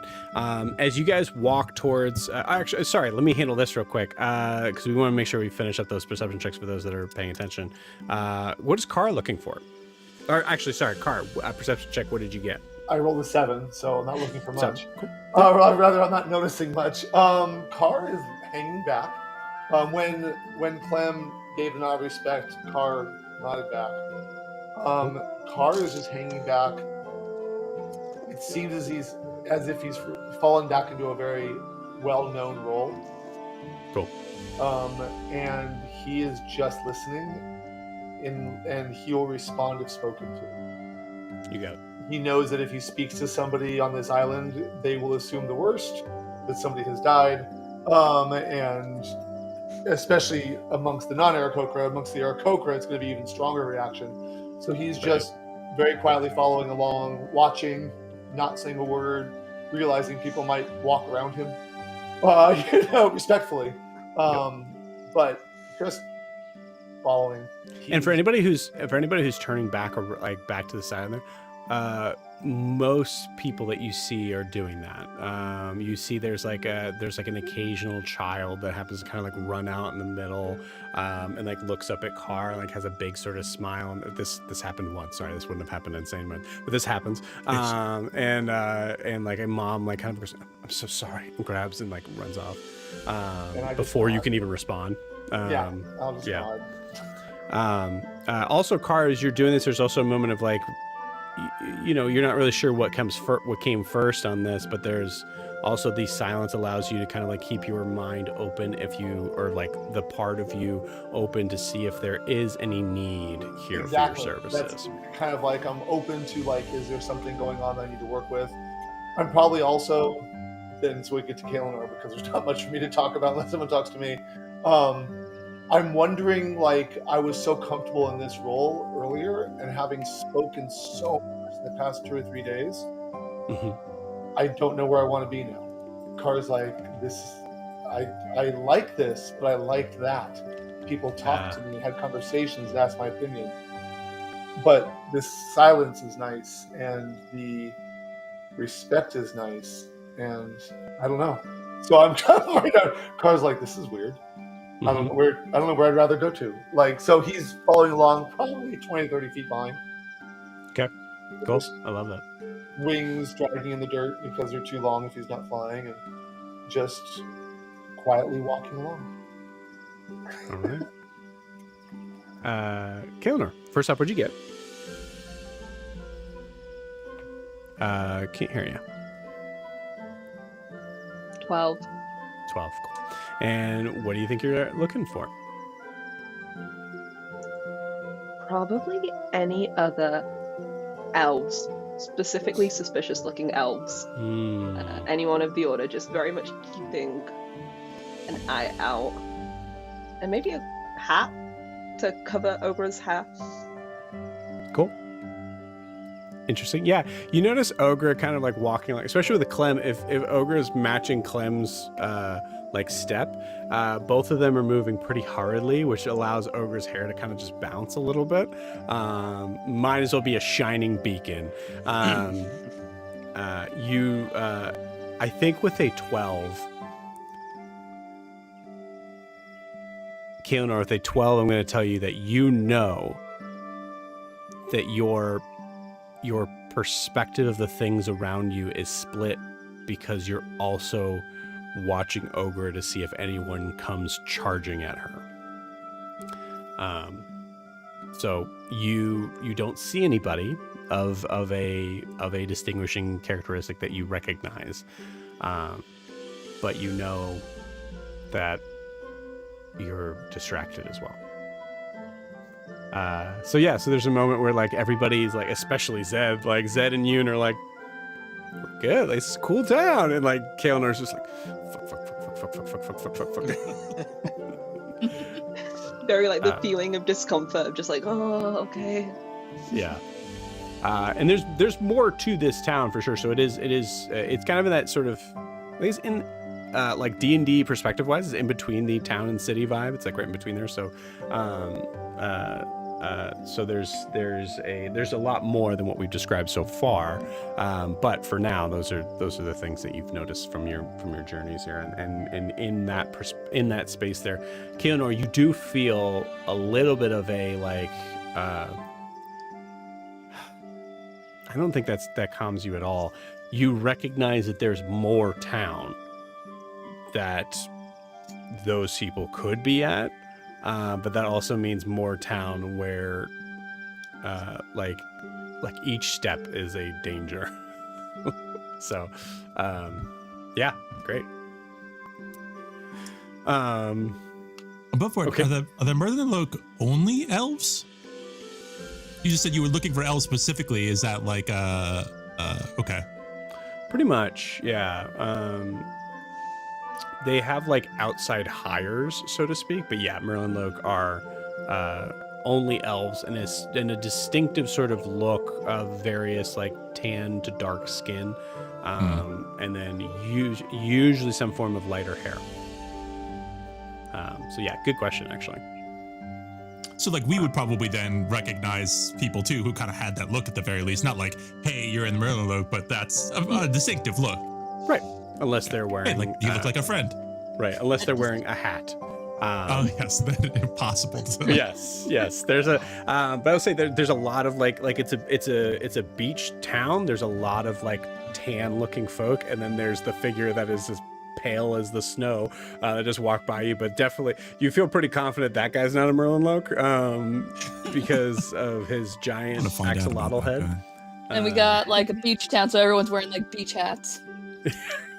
Yeah, got to montage of beach hats. It's coming. You guys wanted to go to the Bellmaker though, so we're gonna go straight there. So heading about the time you actually touch down onto the like white stone, I'm gonna say everybody give me.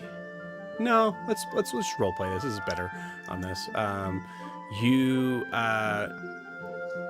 Actually, we'll do it this way. Everybody give me a perception check. So this is separate. Car, you have advantage. I got 12.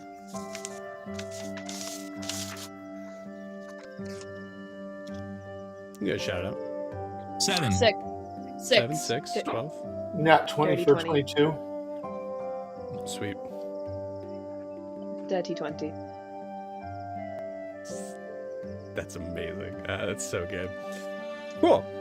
So Kaelinor, at this moment, as you so you kind of touched down. Wait. Sorry, it's a 9. I was looking at the wrong word. Got it. Still a fail, but that's okay. Cool. So as you guys are moving along, you touch down the Whitestone. You start to kind of like walk on this very. It's like you've never stepped on anything so flat. As you are walking towards this building, and most of you hear Sylvia from the back. Actually, I'm gonna wait out here. You guys go in. I'll catch up. You turn and look, and you see Sylvia is like kind of just on the beach a little bit further back, just kind of like waiting for you guys. For both Kaelinor and Carr, both saw Kaelinor walk forward and seem to kick something that told her that she was not allowed. And Sylvia walked forward and kicked something that told her she not allowed. Yeah, what did I say? Sorry. Instead, Sylvia. Kaelinor, you saw that, and Carr, you definitely saw that as well. So you guys go on ahead. I'll Can I see what she kicked? Because even though you can't. She's dropping behind me, I was a significant distance behind the party. Right. As I'm walking up, I want to look to see what she may have kicked. She didn't kick anything. Oh. I'll say with the nat 20, you notice that that's the same sort of reaction of someone who is being kept out of something magically. Okay. Interesting. I'll nod at her, and I will continue on and still keep my distance from the party. But yeah. Cool. You? Find out who that guy with the the pink. Yeah. Okay. Yeah, he seems interesting. Yep. I'll find out everything about him. Fantastic. Okay. You could tell, like, her going along with this tells you she's embarrassed. Okay. Should we tell him that you're here? Does he? I guess he wouldn't know you. Ooh, we can tell him to meet us at the Rook Bar afterward. Yeah, great. I'll go there, and I'll just wait for you guys there. And I'll do a perimeter check for. Good luck. There's a moment as Carr walks by that I'm not sure if she tells for me, but it's one of those things like different, same problem. Mm-hmm. Whereas people don't really want me around, and although I'm not magically barred from places, I feel like I'm not welcome. And so I kind of just look at her and nod a little solemnly, like, I'm so sorry. But I also want to talk to her because of the reaction that people might have. So hopefully she gets it from me. I'm trying to project that to her, like, I'm sorry. I think you get that, and she understands where you're coming from, and doesn't react. That's fine. I feel bad, and I'll keep going. Yeah. All right. As you guys start to walk towards these large, the doors are also white. They're like heavy stone. You see the door kind of gets just bursts open, and you see a figure kind of push through angrily, and is looking back behind him, and is in the middle of shouting out. I don't even want to be here. Oh. Sorry. Hello. Welcome to the. Just he'll do it. This figure that you see is small. You can see that he has a beard that is just sort of coming in. Very dark skin. Hair that is just. They're dreads, but they're like short dreads. They kind of come on this side. And you see, even though this figure is a dwarf, you can see there's this kind of boyishness to the face. Hi. you can just go in. He's... Sorry. Hello. My name is Yef. Welcome to the Bellmaker. Can I help you Thank out you, with friend. anything? I am Ewan Aurelian. Tell your friends. And we're just here to see Carvis. Oh, okay. Yeah. That's okay. Well, yeah. I'm I sorry, guess that. do we need to make an appointment? No, not really. No. Well, I mean, it's kind of important. His dad sent us, right? Well, What? Dad? Yeah, his dad sent us. Yeah. Dad? Yeah, Dad. Mr. Chase sent us. like he said he was your dad too. A But pseudo dad. he was like a island, and Ogre's a goblin. Ogre's not an island. Yeah. Okay. You said Chase sent you here? Holy shit. Okay. God. Okay. I don't. Yeah. Okay. Come in. This is good news. Come on. You see, he kind of moves in, and you guys step into the Bellmaker's, seemingly the Bellmaker's abode or the Bellmaker's shop. It's hard to tell. Probably both.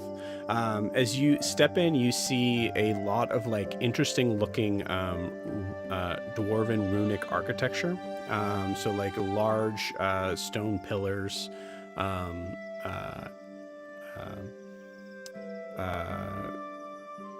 I hate to say, especially with Zed, but like bells everywhere. But like neatly kind of like placed as like sort of like a realm of like, I imagine like they're like museum pieces almost. And he goes, okay, yeah, make sure you, sorry, I'm supposed to say this every time. Make sure you wipe off your feet. Don't want any sand tracking in here. Okay,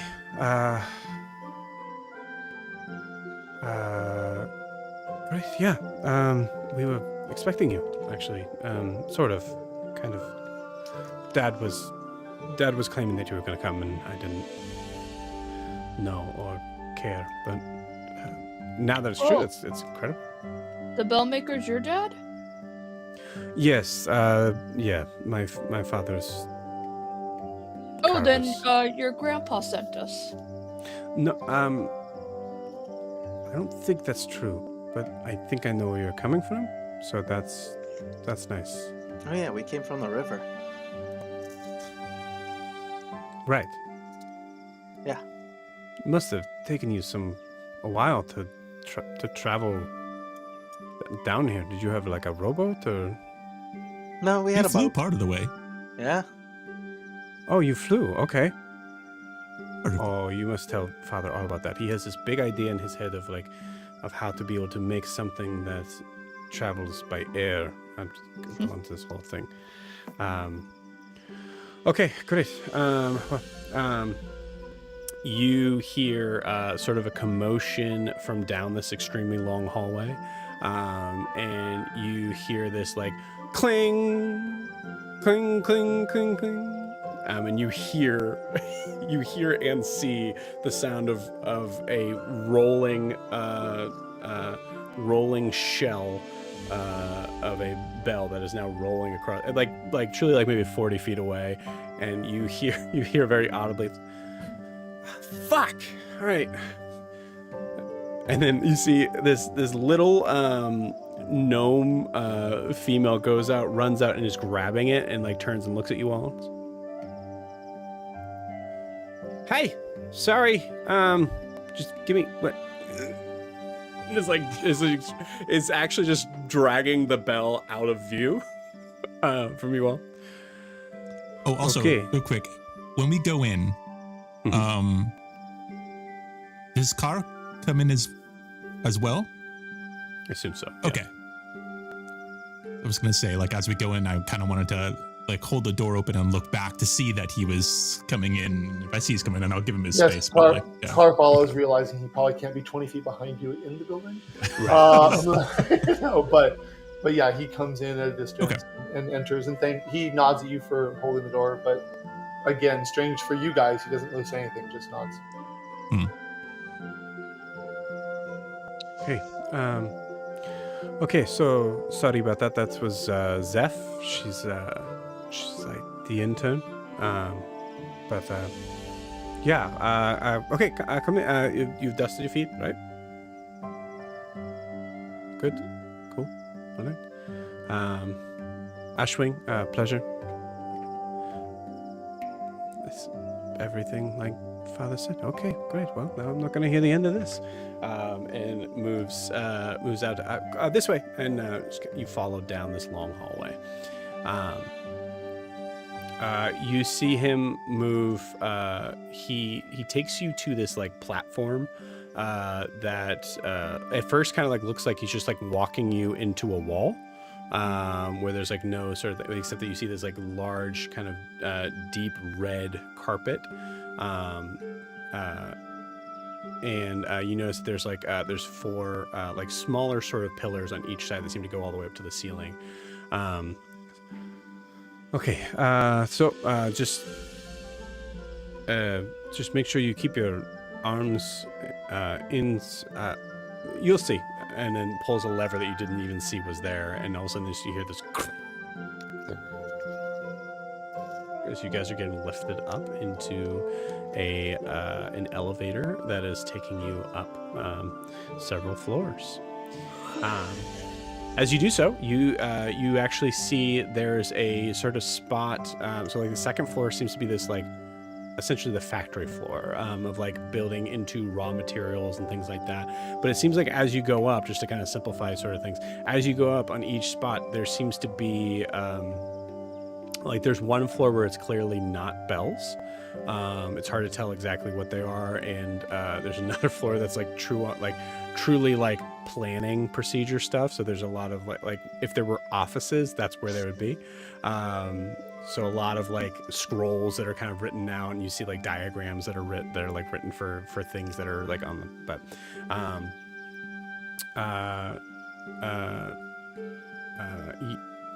Yef, sorry, did I say it right? Yeah. Yef is the guy. Did I say Jezebel? Just Yef. Cool. Sorry. The gnome that was dragging the thing should be Jezebel. I think I called her also yes, so I apologize. But yeah, as you guys go up to what seems to be 5th, 6th, it's hard to count now at this point, you finally come to this large, this single sort of office-like thing. You can see there's stone walls that are on the side, and you see there's actually its own door. And the door itself is also made of stone. So I'd knock, but he wouldn't hear.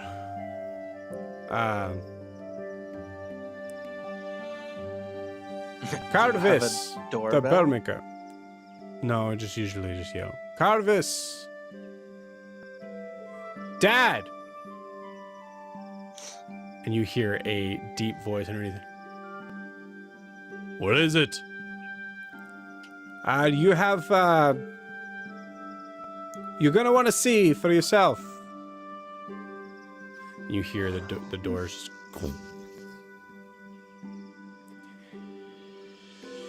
Inside,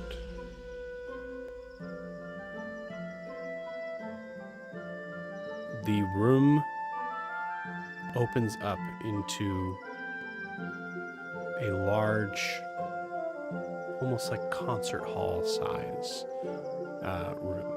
There are different sort of stations at each spot that look like it's looking like it's you see like random metallic things that are being built together, mostly out of like a gold or a brass.